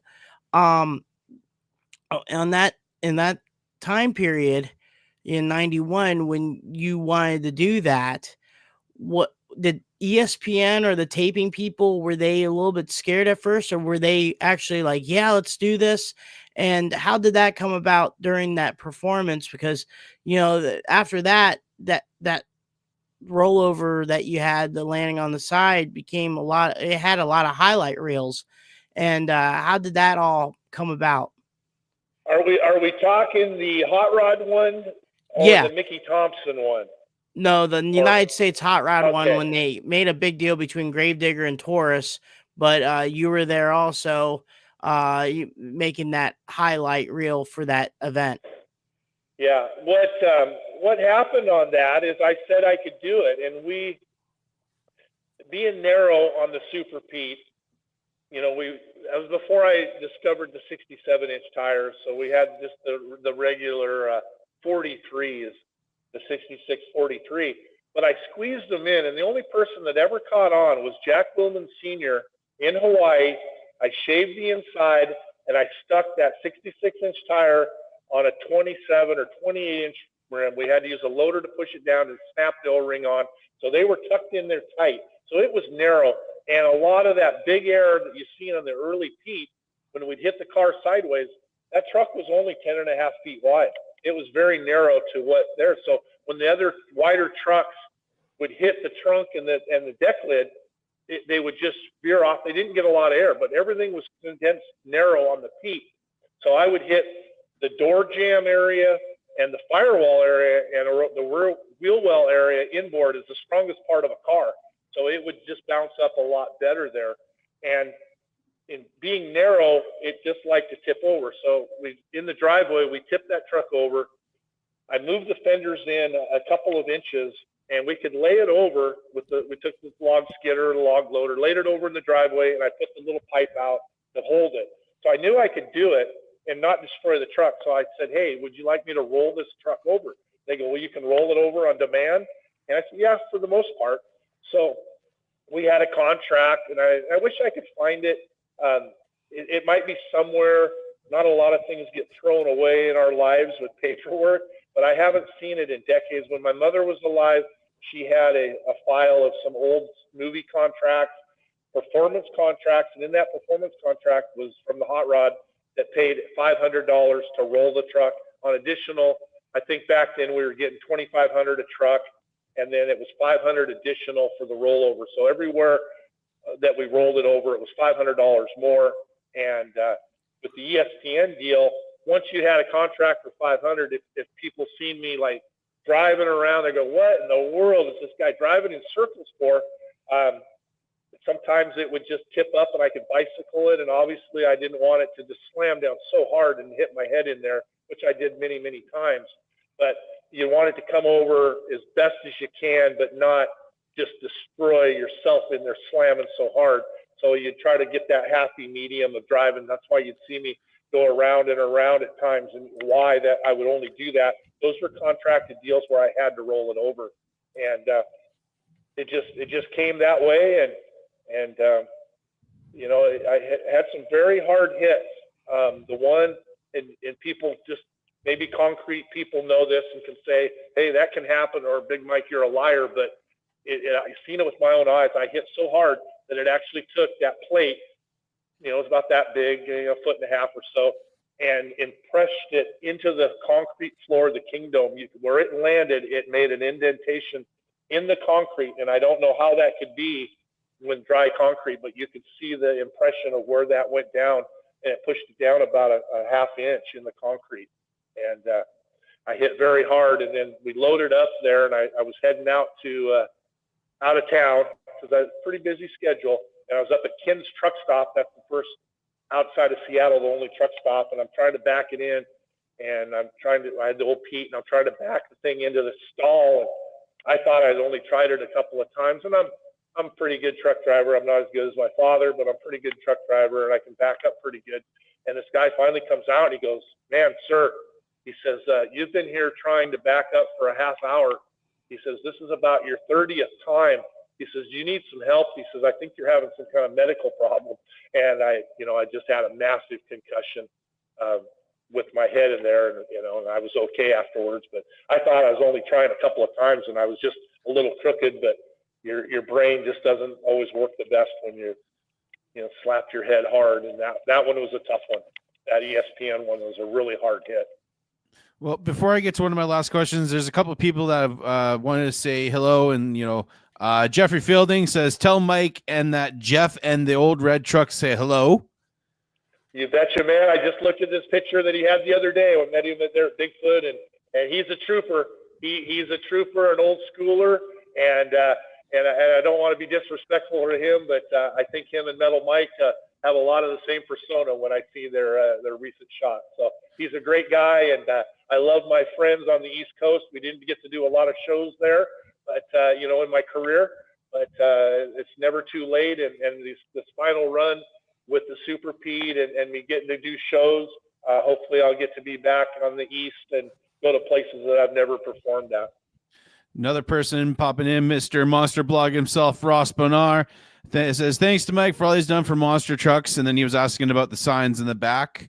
We also have Lee Plato's up in here. What's up, Lee? Saying, Mike is the reason Shane and I got into monster trucks. We have a mutual friend, Brad Kahn, who hooked us up and has told some crazy old stories. Yes, sir. And I'm very proud of Lee and his son. And, they just do a great job. And most likely when I debut this new contraption, this wild monster truck ramp assembly deal, I'd like Shane to come out with his son and do the test on it and see what it can do for the world to see. And he's kind of said one time that they would like to do that, and I couldn't think of a better setup for somebody on the West that's willing to roll the dice on a Mike Welch invention than those guys. And we do have a dear friend with Brad Kahn. Those were great times of buying the media and doing all those shows in California, no doubt. Another person that, you, Mike and Cheech, you have history with is Brandon Johnson, BJ Johnson. Says, Mike was always around my home of Chowchilla, California. Hopefully I pronounced that correctly. Buying tires from F&G spreaders. He was one of the guys that made me want to be a monster truck driver. I even got to continue the California kid name when I drove for Bill Payne, a true legend and a nice guy. Well, thank you. I see he's down in Florida, and congratulations with your family. I enjoy watching all your posts and all the things with the kids and everything you do. And just you're a great young man. And I know Gary down there in Chowchilla, and always spoke very highly of you and your family. And, I'm just very proud of you also. You've done a great job. And, we have to move on and just know that you made your mark doing some wonderful, wonderful shows that I got to witness of you driving. So thanks, man. I appreciate it. Trey Myers has popped in here as well. Says, tell him I was glad to meet him and show him some of his shop stuff. So Trey Myers, who you mentioned earlier, is doing the body for the People's Pete, the new Super Pete that will be being debuted at the Bigfoot Open House next year. That's correct, Trey. What a great guy, man. Him and his brother and their operation and hidden treasures, and just there's so many talented people in the world. I mean, there is a lot of talented people. There's people, the end result is great. There's people that take a long time to get to that level of what they do.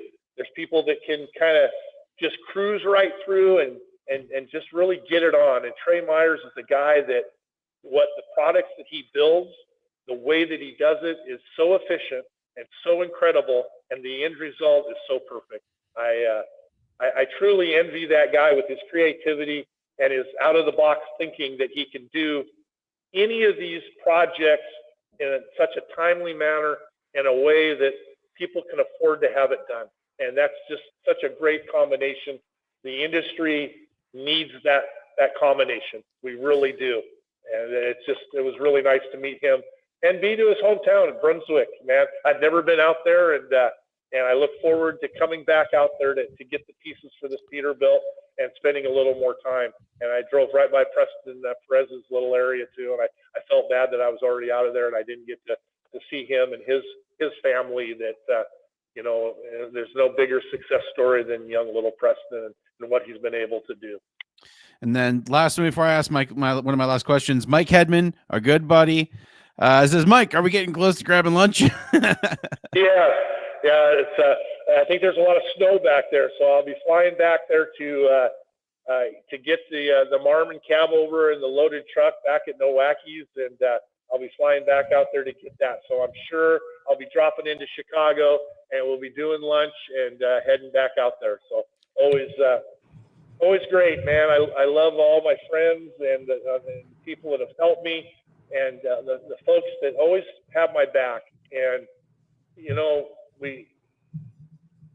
I don't always make the right decisions, but what I've tried to do is on the Facebook, I don't do anything else. This will be the first time on some of these other platforms that I've ever been around, because I don't do anything.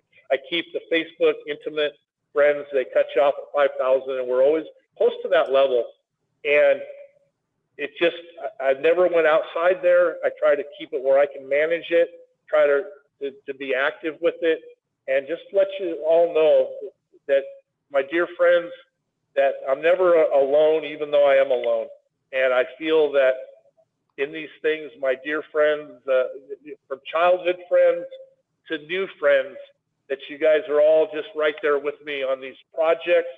If I can teach you anything, I know I'm pretty, as my dad says, barbaric in what I do, how I do it out in the driveway, how I do it with limited funds, but the end result is pretty darn good. And I still, even at 61 years old, I'm still thrilled about building new things, finding different ways to do stuff, and including my friends. And got a couple other little things that I didn't know if I was going to let the cat out of the bag or talk about it, but it kind of ties in. Is I always wanted to do a special Facebook friends and family, either a barbecue or something that we could all come together in a certain part of the country. And I've been working on a Sturgis Monster Mike's Bar and Grill Sturgis experience out there during Bike Week. I'm not a biker. I love bikes. I have a lot of friends who ride bikes. But I wanted to try to do that this year. I've got a lot of things to do before that, but I will let people know once we sign some contracts, once we sign the documents for the building and the location and all the stuff that needs to be done. So maybe, possibly, the Facebook friends and family on non-Sturgis weekend, maybe that could work for us, because we all have to have dreams. We all have to have things that we want to try. And I just would love to have a camping deal somewhere that we can all come and hang out and have a great time as a collective family. They said I couldn't do monster trucks. They said I couldn't announce. They said this. They said that. Never give up on your dreams and reach for the stars, man. Just don't let anybody tell you can't do something. And in that being said, if you're a young kid, and I've been doing this a long time, if you're a young kid with an idea, and I just about got to do every idea I've ever wanted. Very few I didn't get to do. But if you have an idea, if you have an invention, don't let somebody say that it's stupid or not going to work, man. You feel it in your heart, go ahead and try it. Go ahead and build it. I have so many things that I've tried to build and do in my lifetime, and I didn't do them all. And some of the ones, the ideas that just didn't come to be, have went on to be great things. I just seen the other day, I built a cannon to shoot a load strap over the top of a load. And there's people with shoulder injuries. There's people that can't throw a strap on a semi-truck over the top. Or if you have a curtain van and you only have that little lip there to shoot that through, you got to crawl a ladder, push the strap across. 15, 20 years ago, I built a cannon, a primitive, a heavy one. It could have been refined lighter. You wind it, you do it, you pull the trigger, it shoots it over. Well, last week, I seen somebody makes an air one now that shoots that strap over. And that was 20 years ago that I did this, and I could talk for another hour or two about all the little missed opportunities of the things I wanted to build, the things that I wanted to try that I missed. So the people that are young, the kids that are dreaming, the kids that are drawing it out, if you can see it in your mind, if you can put it on paper, visualize it happening, and it can happen. And nobody has seen that like myself. I don't wish that I had done more, because I really couldn't have done much more for the time that I had to do it. A lot of my stuff was probably, spread thin because I didn't have the time to do it all properly, but I still got to do it. So don't give up on your dreams. I get asked all the times how to get into the monster truck, how to be part of it. Like my Hall of Fame speech said, there's a place for everybody in this business, and there truly is. And probably even more so opportunity today. The dollar has gone up, but there's so many shows and so many things happening that go to a show, hang around these guys. If you can't meet the drivers of the monster truck, go to these shows, go to these smaller fairground shows. And I guarantee you, if you come in humble with a nice smile and your demeanor is good, nobody is going to tell you that there isn't something that you can do. So you go from a fan to being close to the action, and you're going to get to meet drivers, and somebody always needs help. And that's the best way to get started, the best way to be around it. If that's your passion, don't let anybody tell you about it, that you could never do it, because nobody knows what's inside of each and every one of us to make us live our dreams, to be successful, and to help one another. Nothing is out of touch. Nothing cannot be done. It can all be done. Well, my last question, and you were known for doing some crazy contraptions, and a couple weeks ago, well, I've known about this certain vehicle for a while, but I showed my friends a couple weeks ago. Ernie Brookins had a jumping combine. Okay.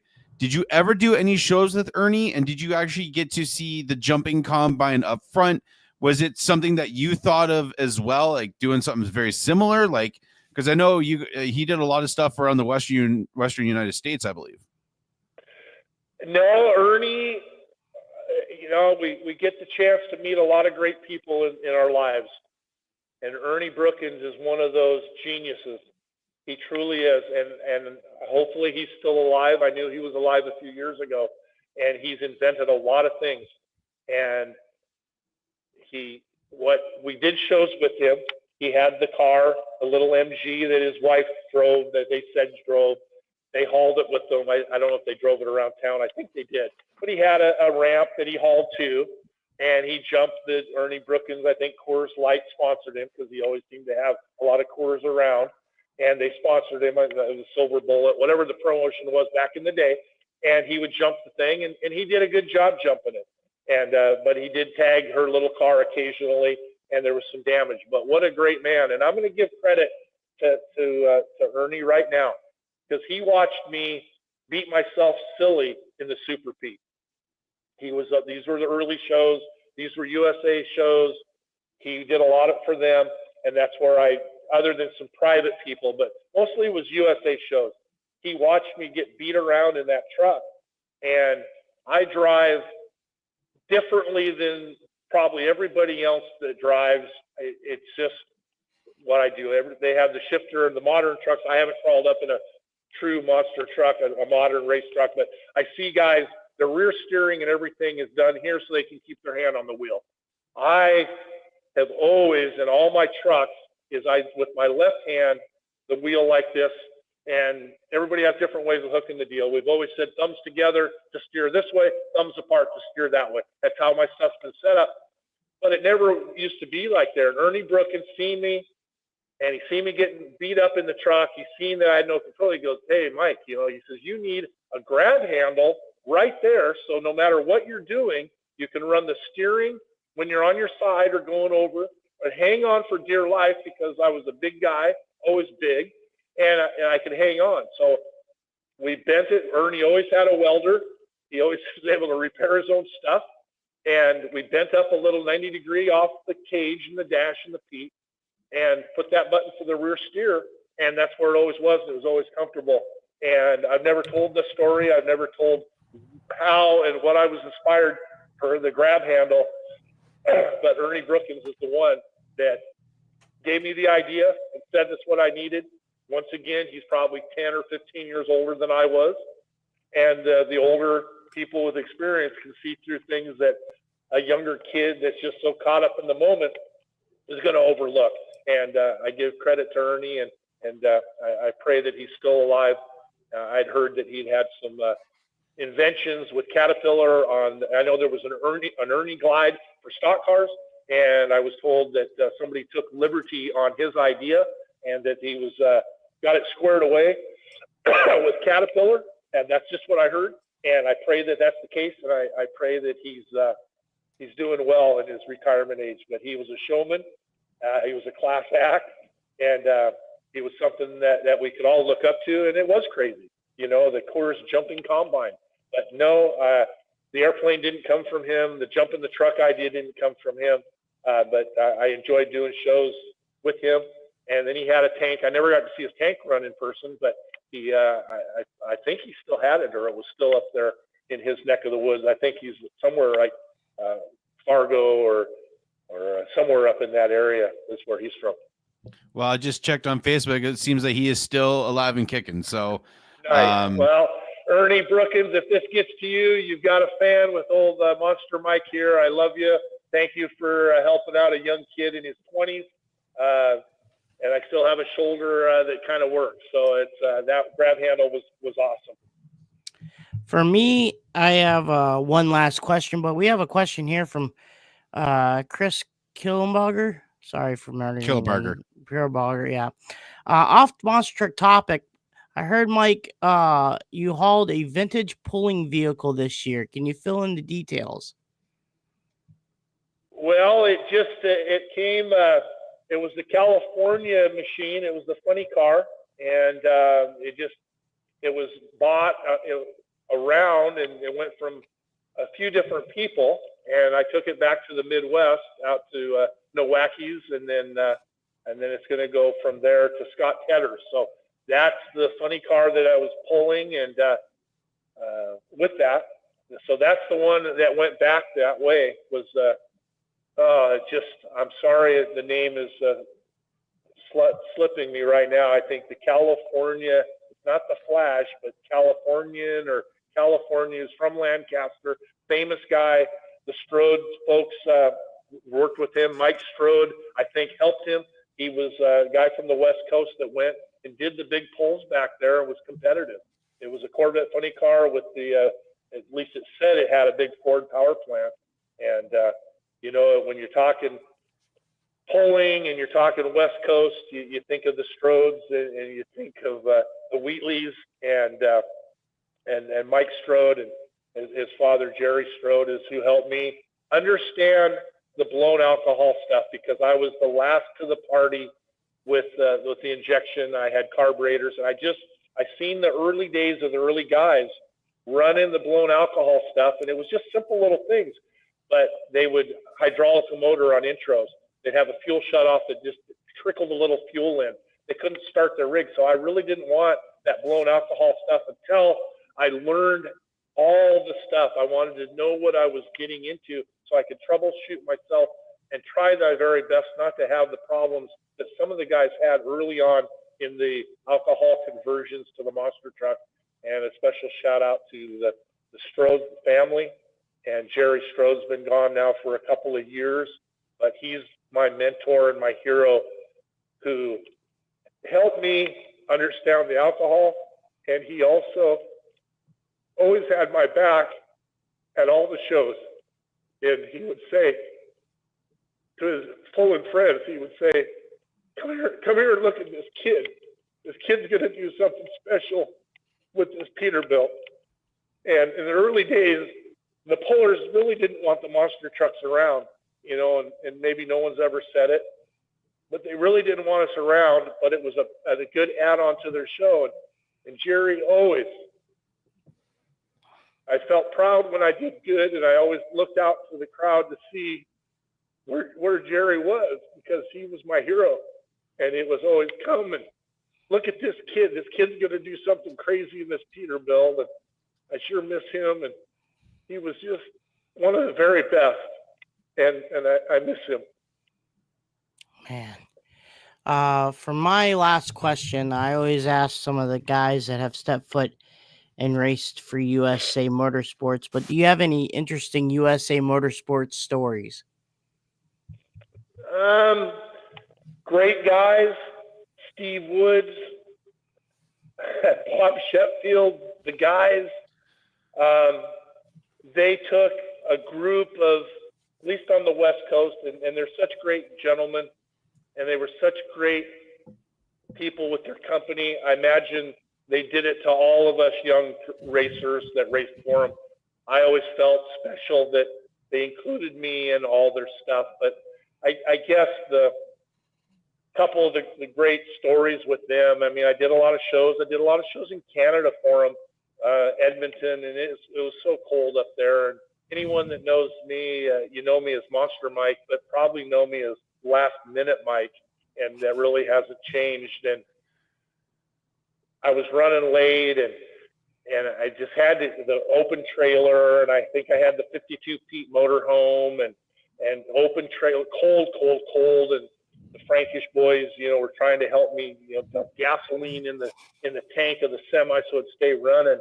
So I called the truck wash up there outside of Edmonton, and I said, man, I'm coming in hot. I'm late. I gotta wash this thing. So we washed it, and I had it running inside the building at the wash bay. I tried to let it idle over on the trailer running to try to get it over to the venue, and to get it inside, to tire it up last minute, and we did. We got it handled. But then, and I probably wasn't the first, but that California Kid Pirate combo is probably a California Kid there, but maybe it was the Pirate, the sedan body. And I had a nice little knack for single car sideways you drag a car out sideways like they do a K-rail now, and I could pop it, slap wheelie, and ride the wheelie the length of the wherever space was available. And I loved doing that. I was one of the first to kind of do that in that time frame. And I begged them to slide the car out and let me do it. And he says, man, I appreciate it, but some of the other guys just weren't doing that at the time. And so I didn't get to do it that much, but that's part of my memory of there. Lots of great shows. Just stand-up guys. They really helped me out a lot when I really needed shows. And people look back now, it's, oh man, there were shows everywhere, but there were a lot of shows, but only so many shows. And they would call me up, and sometimes last minute, sometimes there was guys that had problems, mechanical problems. Now the trucks of today, the toter homes and all the stuff, if you've got a 2000 and newer truck, even older 80s, when they got away from the SQ HD rear ends, went to the SQ 100 rear ends, went from the 9.513s to the 14.613s in those 80s trucks, they're really reliable.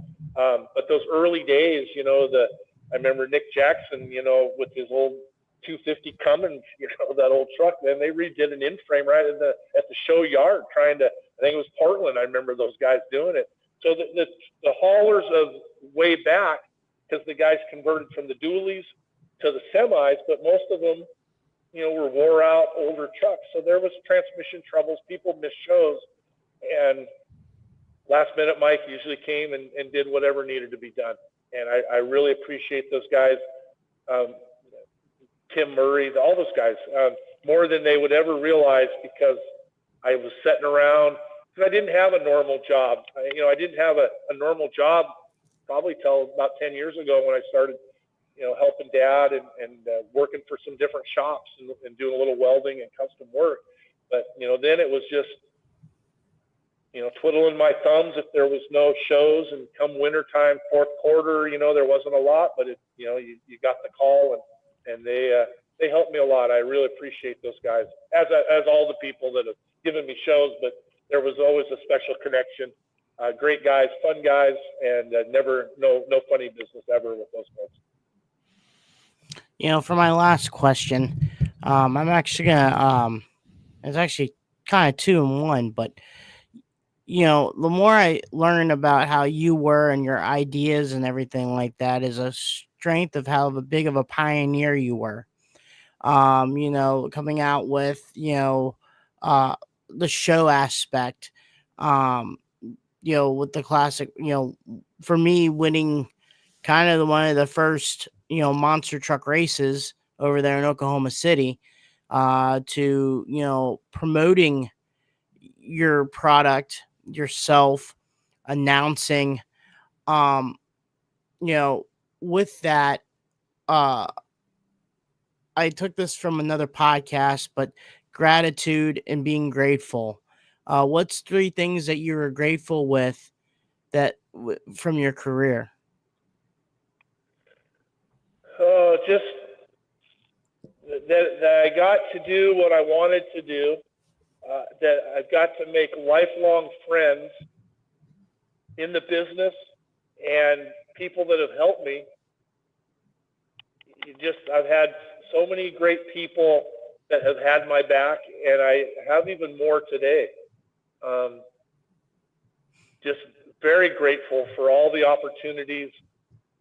Probably the biggest thing that I enjoy is the young kids that were 5 years old, the Joey Habmans, Brett Shuttners, those kids that have grown up to have children of their own, and they're young men now, that they came and we made a difference. And I was talking to Tom Mintz the other day, and we talked about the influence that we've had, but it's not just the monster truck drivers or trucks with any name on them. It's what we do as a mechanic, a welder, the garbage guy picking up the garbage.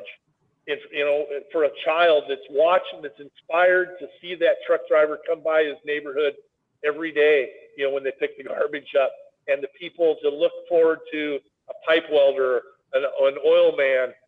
These things that we set such an example for people, and we inspire people in ways that we never, ever realized at the time. And whether it's sprint car racing, stock car racing, truck pulls, all the stuff, the mud bogs, airplane races, RC cars, all of it, you're inspiring and doing something.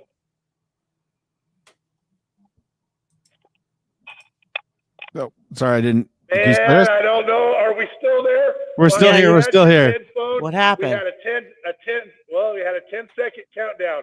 It thinks that I was listening to rock music in my truck, and if it goes for 2 hours or longer, it automatically shuts off. So it was counting down 10, and I kind of froze there. I'm sorry, folks. I hit All my good. little button, but I tell you what, these 3M headsets with the Bluetooth and working are godsend for me in the truck. Counts out the background noise I can hear, and I thought I was going to say my goodbye like Gilligan's Island, but we saved it. So I thought maybe 2 hours was just all that the world could stomach of Monster Mike and his rambling, but we're still good. No, I think a lot of people are going to ask if we could do another episode, and we are going to be green. If you want to do another one, we could do another one. We're always open for that. But it can outside of Facebook, I think Facebook, the way it goes, if anyone wants to take a screenshot or take a look at the information, try to help, we're going to try to help too, and Gotcha. go from there. But well, Cheech, I want to get one more mouthful in here. Go ahead, bud. Go ahead. I want to say that I'm proud of you. I've watched you, for several years now, come up through the ranks in what you've done, and your heart's in the right place. At least I believe it is. I don't know you that well personally, but I believe that your heart's in the right place, and I'm very proud of you. And thank you very much. I just, everything comes around full circle, and I'm happy and excited to see the next generation of the kids, the young men and women in the sport, where they're going to take it. We've been 40 plus years doing it now, and we look back to the early days. I'm thankful for my health. I'm thankful for my family. I'm thankful for my dad to have an 83-year-old father that still loves his son after all the shenanigans and things that I've done, and I just try my best, and I'm thankful for my life, and I love each and every one of you more than you'll ever know.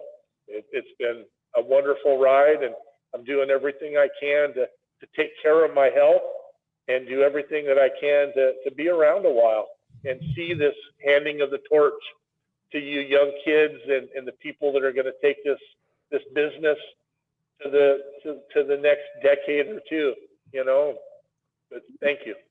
Before we set off, that you remind me of something, and I would be like, my other question is, if you went back in time and you went back to the 1991 Kingdom and you're talking to yourself and Dennis Anderson, and you tell them that in the future, Dennis, your boy is going to start some stuff that's going to be crazy, that no matter what, you're going to tell yourself these trucks are going to do backflips. And you're going to tell Dennis himself that your boys are going to try to balance these trucks on the front nose and the rear nose, and the trucks are going to be completely different. I got a feeling they're probably going to be like, yeah, whatever, Mike. But seeing the technology and everything like that, I think probably maybe if you talk to yourself, you'll probably be like, I could see that happening. What I seen, I didn't see the two-wheel stuff other than what the Peterbilt would balance. That was fun.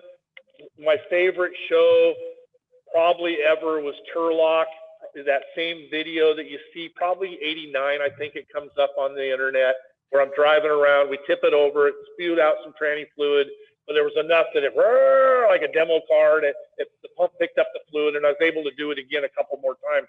In that show that weekend, the John Borba show, I had it on its wheels. I brought it right to the fence and up on two wheels, and that open diff with that big gearbox, it was like a gyro. So it would sit there, gyro, and bring itself back down.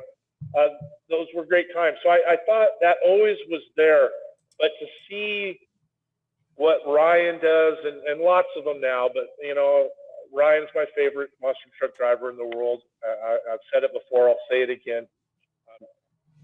Dawn Cretan's my favorite female monster truck driver. She's been doing it a long time, and she does it great with their family, and everything's awesome. But I see that.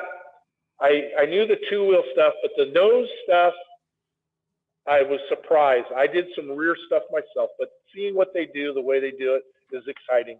It's awesome. I did predict the long jump, the Evel Knievel style jumping. I knew that would come around positively. It was just a matter of time for the big air. And when you got the nice, I think the kids call it grease in the landing. Is that the right term? The young kids, when they get a smooth one. I knew that was going to come. It had to come. Put it up in the air, but grease it out, land it, because I was doing that with the little version of the logging tires, and we put a lot of dirt behind the tires, and you could land it and grease that out. I knew the big time was coming for that, and that did. The other I did not see coming. I did not see that. And the backflip, you know, I tried that unmanned, and that would have worked for us way, way, way back. I didn't have a driver in it. We had the fuel on a spring load. We timed it out for about 15 seconds. We had the kill radio on it, and we had the throttle sprung wide open in Tulare when we attempted the first ever forward momentum backflip off the sea container with a fold down pipe apparatus that when the front tires hit the pipe, it dropped down to the container and the back tires would roll right on through and let it do its thing. And for the life of me, I've seen some bad accidents with the mud racers in San Diego, trucks that were stuck wide open that hit walls and things. And I never in life of me dreamt that with that spring on the butterflies, sprung wide open, held with a string that I ran right behind the truck, let it go in 2 steps, let it go wide open, that it would not continue to run wide open until we shut it off. And it got right to the top of the sea container, right when it needed to be full power, that the throttle, the blower shut the spring off, went to 0 and then back on, but the timing was off and it went up, but it didn't do it. It would have been forward momentum. It would have worked absolutely perfect then, but I couldn't put somebody in it. I couldn't have been in it. And with spring suspension and what it would have crippled somebody. So, but I wanted to try it for the sake of trying it. And we did do it. And I just never would have thought that spring would have done that. But the boys, what they're doing and what the industry's doing, driving it on 2 wheels, correcting it over, bouncing it back on the other 2 wheels, and then trying to have enough ground speed but not too much to plop it back on the wheel is just awesome. I love it. I'm a huge fan of it, and it just, you know, I'm so impressed. But I also think, give a little credit to the old school guys, not necessarily myself, and not clear back to the old days, but let's go back to 20 years ago. Patrick frames were done. Everything is there. These trucks from the 20 years ago aren't that much different. The cages are different, but the length, the angles, the travel, all of that has gotten stronger and better. But they're not that far off from the trucks of today and with the seats and things today. So the guys weren't that far off on the mark of having wonderful, wonderful trucks. It's just evolution that's taken it, safety, and, you know, the trucks got heavier, but just all safety stuff put into them. But, you know, the guys were pretty spot on. The early Patrick stuff, they were spot on, other than adding more bars. As the action got wilder and the accidents got more violent, they had to, you know, put more pipe in those trucks. But, you know, just pretty cool to see the evolution of what's happened and how it's going. I do have, you know, a couple tricks up my sleeve. I've got a full plate with the new Super Pete, the People's Pete, trying to put this together. But I still have a couple of those screws loose that want to build some experimental rigs. the wheelie truck that we started with the M5 Army tank, to just try it, just to see if steering it with the sticks, cyclone wheelies would happen. I did that 30 years ago, and it's never been tried. So it wouldn't take much to put a blower motor, turbo 400 in it, test it out on the compound to see if I could cyclone wheelie. And it would be basically like a Bobcat skid loader, the little wheel ones, that when they dance them around, it would be the exact same thing, but a monster truck. I really like to try that. And then I've got another just crazy deal. I've had sidewinder engines like they used to do in the drag cars that I never knew they did. I had all the drawing for that. I had a modular frame, all laser cut. We sat down at Rinky's Fab, and I was close to pulling the trigger on that. It's all a modular frame that all bolts together, and there's very little tubing in it. And I always wanted to try that. I just had so many things to try to do, and who knows, the good Lord, that I'll get to try how many, or at least inspire to help somebody else do these things. As we wander down, I got it quickly. I just seen in the chat, Joe Mass, Alberta, Canada. What's up, dude? It's good to see somebody from another person from Alberta in here. I think that's the first time I've ever seen it. So, hope you're doing good with all the snow and all that. But Mike, it has been a pleasure having you on. It has been we're definitely going to do another episode with you. And we normally try to hit for an hour, but we've gone for 2 just because it's just been so fun. And I guess anybody that wants to hire me to announce, and there's a lot of great young announcers, and there's a lot of great stuff, and that I can still talk nonstop is, and I don't know if Mike Galloway, one of the greatest announcer, if not the greatest announcer of all time, who taught me years ago not to have any dead air. I wonder if Mike Galloway would give me a thumbs up for 2 hours of very little dead air. So he's another a hero of mine, one of the very best. As we all get older, I'm 61 now, and these guys that we looked up to as kids, they're older too. And but it's been good, and I'm available to do announcing. But usually, people just choose to go with the younger kids, the new style, the ones that can do their phone and play all the music and all the stuff. But I still like to get out and announce. I like to meet the fans that I have never met announcing. And I'm a little more than the average bear for the announcing because you got to fly me in, but not too much. And I still enjoy announcing and doing the stuff that I get to do there too. So, thank you. Go ahead, Cheech. Oh, no, I'm good to go. I was going to ask Mike. Go ahead. Where people can follow you out on Facebook and other social media platforms. Well, I was saying before, it's Facebook only.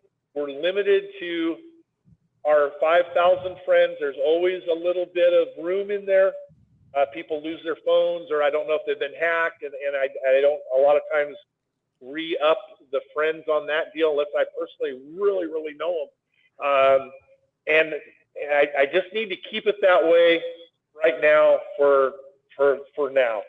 Maybe when the reality show comes out, and if that all happens, I'll rethink what I'm doing.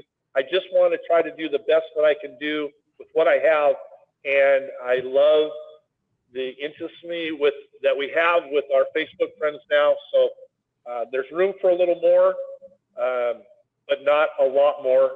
And just know that I appreciate and love everybody.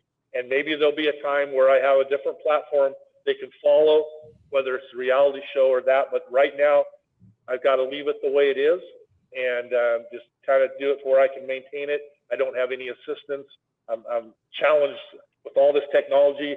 The good Lord shined upon us that this came out so good with my phone and the things beeping and the chargers plugged in. Remember my Facebook friends that knew the charging issue I had just a month ago till I pulled the roll cage off the phone and allowed it to do its job a little bit better. So it all worked, and it was all meant to be. So I apologize if there's no other place to follow me than my Facebook. I don't have an answer for it, but at this time we need to keep it just the way it is. And there might be a time where I can do more with there. It makes sense to do it, but I also don't want to get like a runaway Detroit with a stuck rack running wide open where we can't stop it. And not that that would necessarily happen, but I just got to keep it the way it is, and for a while. Man, that'd be cool if you make a YouTube channel with all the past footage and stuff like that. I know a lot of guys like at the Hall of Fame with Chris Parrish and like Nick Davis. They get a lot of videos from some of the guys, and they put them on DVD format and stuff like that. That'd be pretty cool to see in the future.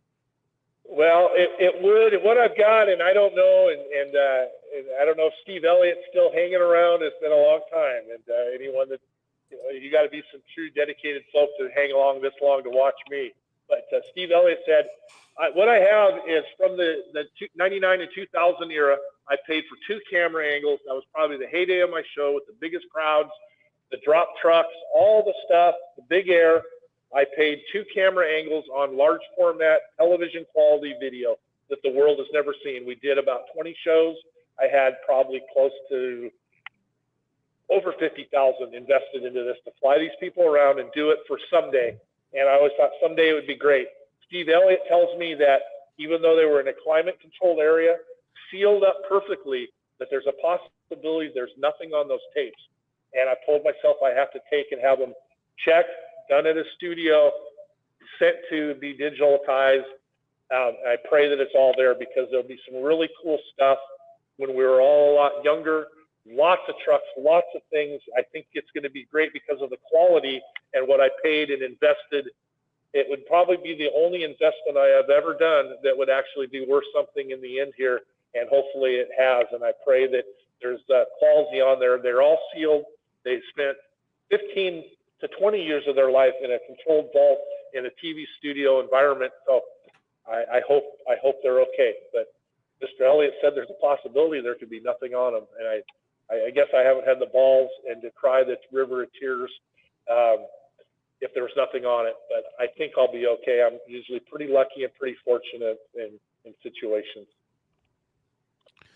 Cheech, anything else?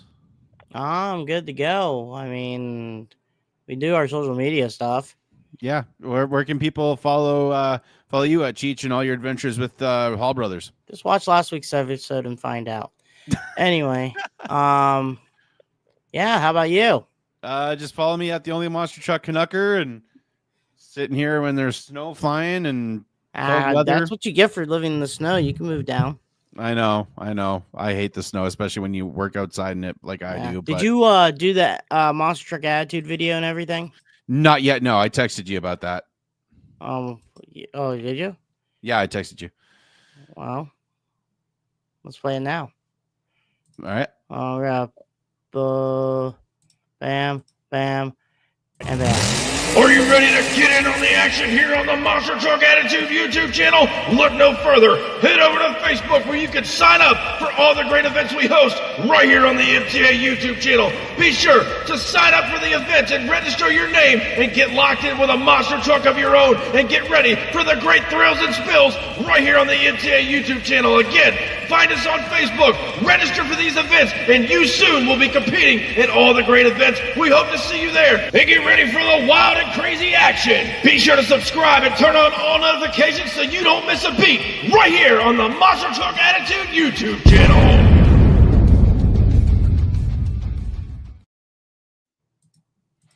Oh, well, they just did everything there. That was Mr. Mike Welch. Let's see here. Is he still there? I don't think so. Okay. Double check. All right. Next week, I think I have a Mark Warner has a guest that he wanted me to get, and it's another old school guy. He's a famous motor racer. Bought the Don Van Loo's old Bad Medicine and turned into a truck called Wild Thing. So we're gonna get further information on that and probably get that going. But once again, guys, thank you, Mike, for being on. It was awesome having him on. Brad, thank you for holding up for a little bit while I was doing Uber and all that jazz. But once again, thank you to Mike Welch, the Monster Man himself, Super Pete. It was awesome having him. 2-hour show. This episode will be on iTunes, Spotify, for tomorrow morning. So this episode's gonna be awesome if you guys are going for Christmas and all that jazz. Actually, what I'm gonna do is I'm gonna download this episode, but I think I'm gonna hold up to the episode the week of Christmas. I agree. Just for you people that are on the road, that need something to listen to. This is gonna take a chunk off of your trip. Hopefully, it's a 2 hour and 15. Probably let's shoot for 2 hour and 20 here. So we got 5 minutes left, and go from there. And listen to this podcast and listen to the stories of Mike. We're gonna have him back on and more stories and stuff like that. A very emotional episode. It was awesome to see him thank and being there and for what he has done. Just being supportive, going to the open house, to the Hall of Fame, shows out West, Oregon, stuff like that. It's awesome having him there. So once again, I'm gonna see to it of the gentleman that Mark Warner wants me to talk to, and we're gonna try to set that up for him soon. Pretty soon I'm gonna try to look in some equipment, a laptop and stuff like that, to do some recording episodes of some people in the shows that I'm part of, and just have a chat and stuff like that, and then we'll be loading up episodes and stuff like that too. Yeah, that's about it. Just wanted to show some love for the Steve Jones and stuff like that, and CT Motorsports. Just trying to get people into that stuff. So yeah, and it's exciting. We got a lot of big stuff planned for next year.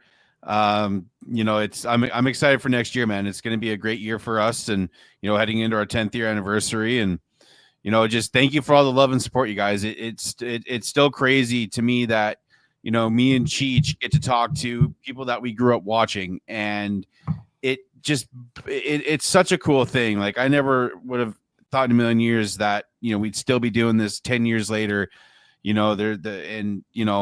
will, and I always say this, I give props to Jeff Richards, aka Roller, because if it wasn't for him doing Monster Truck Radio all those years ago and doing this kind of format and the early podcasts, we wouldn't be here. So, and even, shout out to all the other shows that have been around, they're sadly no longer around or stuff happened, but shout out to all those guys too. It's still cool that we get to do this. And then people are up and coming too. I notice some of the YouTube, I don't know the group, but I think Wayne and his group does this thing, but it's more like a conversation that they just record about stuff in general. Yeah, the Do It Boys, I think is what it's called. But shout out to them and everybody, and shout out to Cheech for what he does for the podcast. Cheech does a lot of the guests and getting the guests and a lot of that stuff that comes with that. So thank you, Cheech, for saying yes to my text almost 10 years ago, like, hey, you want to do this? I was drunk. but look, we have such a cool badass thing we get to do, and guys, and to all you fans, thank you for all the love and support. That it means a lot to me. Came a long way from cheap challenges and eggnog. We learned our lesson on that one. Yes, we did, and I haven't touched a sip of eggnog and since. I haven't ate a chip. I will never. I'm gonna stick to my Dr. Pepper Zero Sugar and my Zero Sugar lemonade. So. I'm just gonna stick to some water. I think go from there. We learned our challenge. I learned our thing, but hey, you know what? With us doing that, wouldn't be able to have that comment, Chris, and that's a form of entertainment. Yep. That's all that matters. So, it is what it is. Hey, I'm perfectly fine with it. Eggnog sucks. That chip sucks. Yeah. I'll go from there. But the wing challenge I did wasn't too bad, actually. That really surprised me that I actually enjoyed those wings. But again, I love chicken wings in general, so it didn't count. Yeah. But guys, with the Christmas season approaching, mental health is a very serious thing. If you're struggling, especially with this Christmas season, because there's going to be a lot of people alone, please reach out to somebody. Your life is worth more than losing it. Before you, after you said your thing, and please talk to people. We're only one phone call away. We'll talk to anyone. Yeah. Or message us if you have a problem. It's not that, you're not taking a burden from us. No. With our busy lives and busy schedules, it's okay. Also, you talked about that, which was very interesting. During Thanksgiving, uh, uh, my parents and me, we went to a restaurant in the United States called Cracker Barrel. Oh, I love Cracker Um, Barrel, dude. So good. and we went there, and they had a special for turkey and feast and stuff like that. And I was coming home a little bit later, just trying to get stuff ready to go for first quarter and stuff like that. So it was just easy for them to meet. Bam, we'll just go back home and spend the rest of Thanksgiving and stuff like that. But I was I was people watching, and I put my phone down.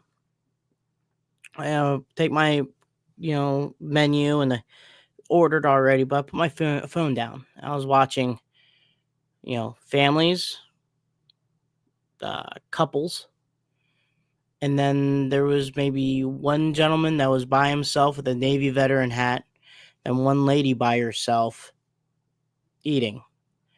And when you're talking about that, it just kind of hit me seeing what people are like. I mean, what everyone has their own story, and you think, oh, my life is bad or my life is great. Everyone has their own thing, and when I always tell people they look at their phones all the time and put that down. And people watch. Just be curious don't go up to the person and go, hey, what are you doing? Not like that, but you stand back and you just look, saying, what is that person doing, or what's going through that person's mind? I saw a lot just at a restaurant this week at during Thanksgiving, and whatever, maybe someone lost someone, or someone just got engaged, or someone just broke up from a engage, or someone's free from a domestic violent relationship, um, or something in that nature. I don't know. But you just watch what was going on, and it kind of got me going and made me feel how lucky I am where I'm at, having two loving parents that has sacrificed a lot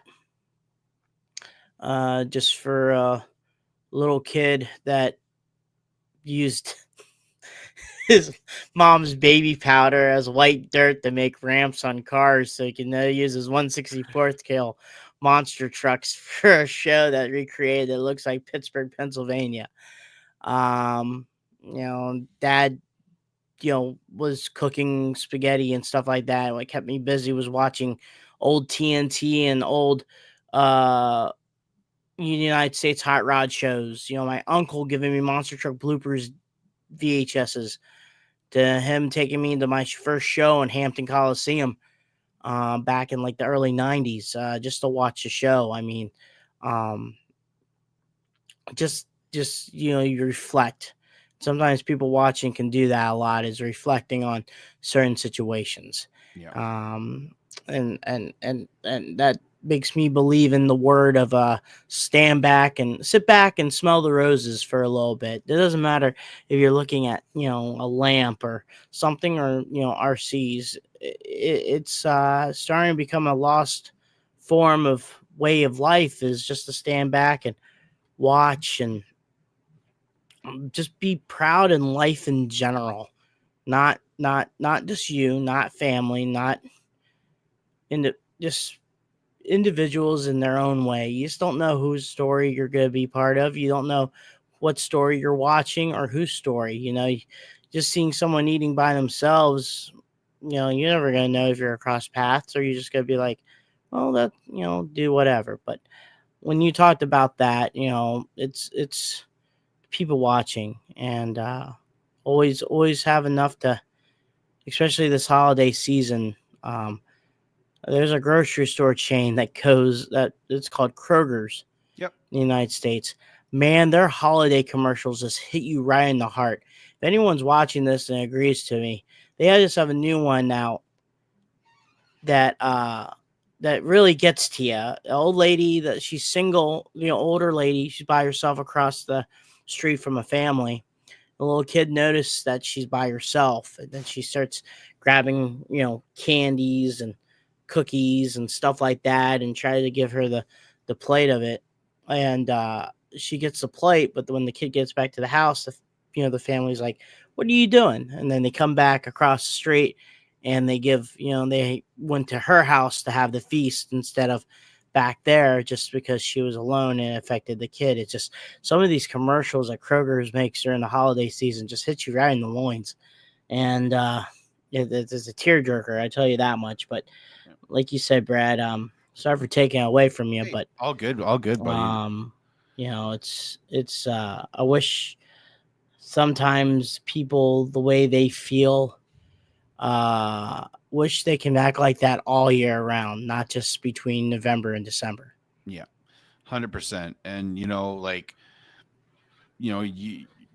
you've and I'll just say this for people that Cheech has been there for me when I was at some of my darkest times, and I reached out to him, and I even if it's, you see somebody on this, if you go out for lunch somewhere, let's say McDonald's, and you see somebody, they're just looking down and just say, "Hey, hey, how you doing?" Like, that could help save their day.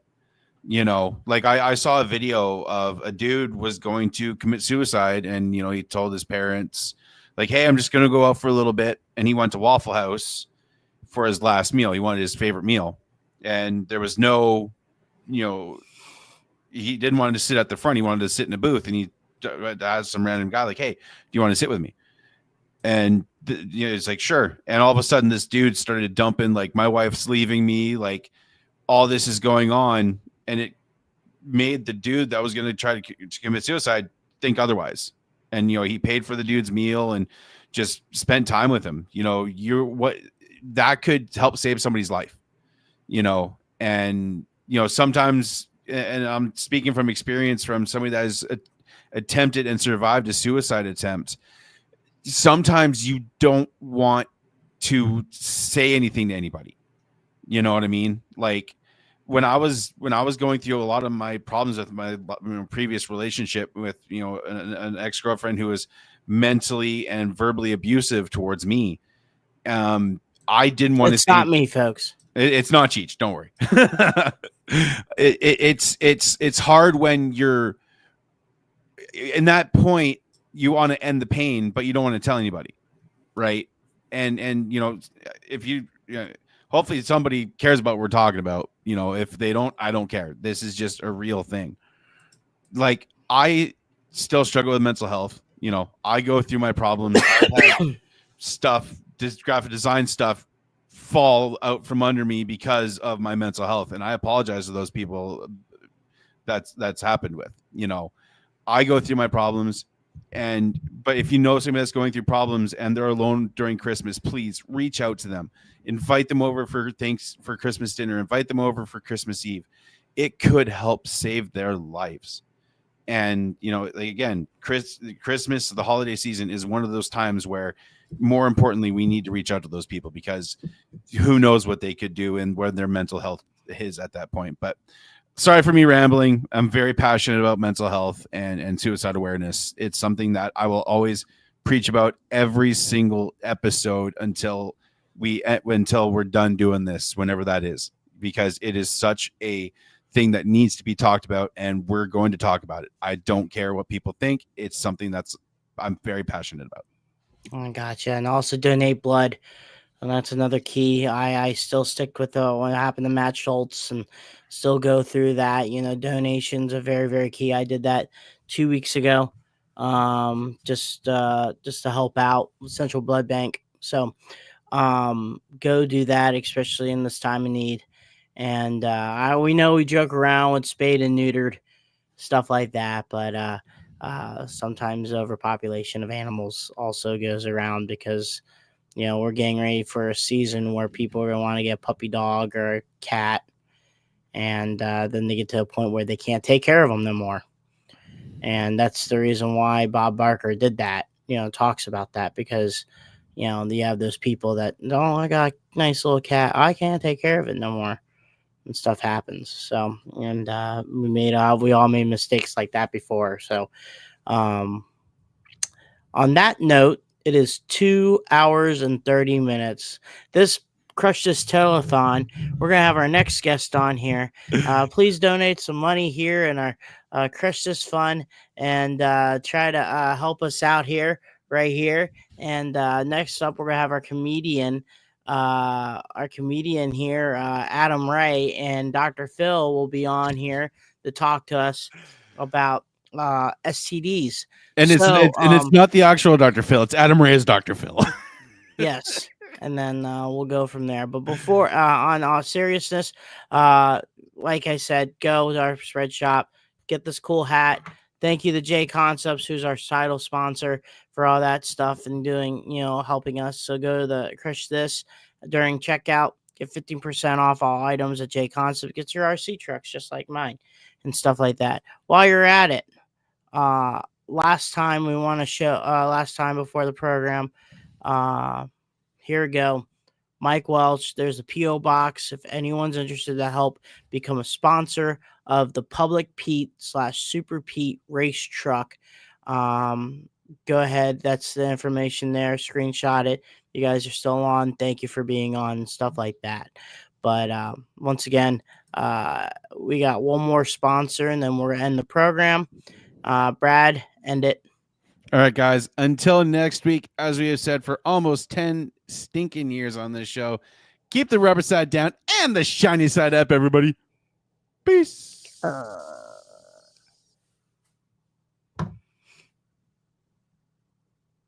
didn't know if you wanted to press end stream or me.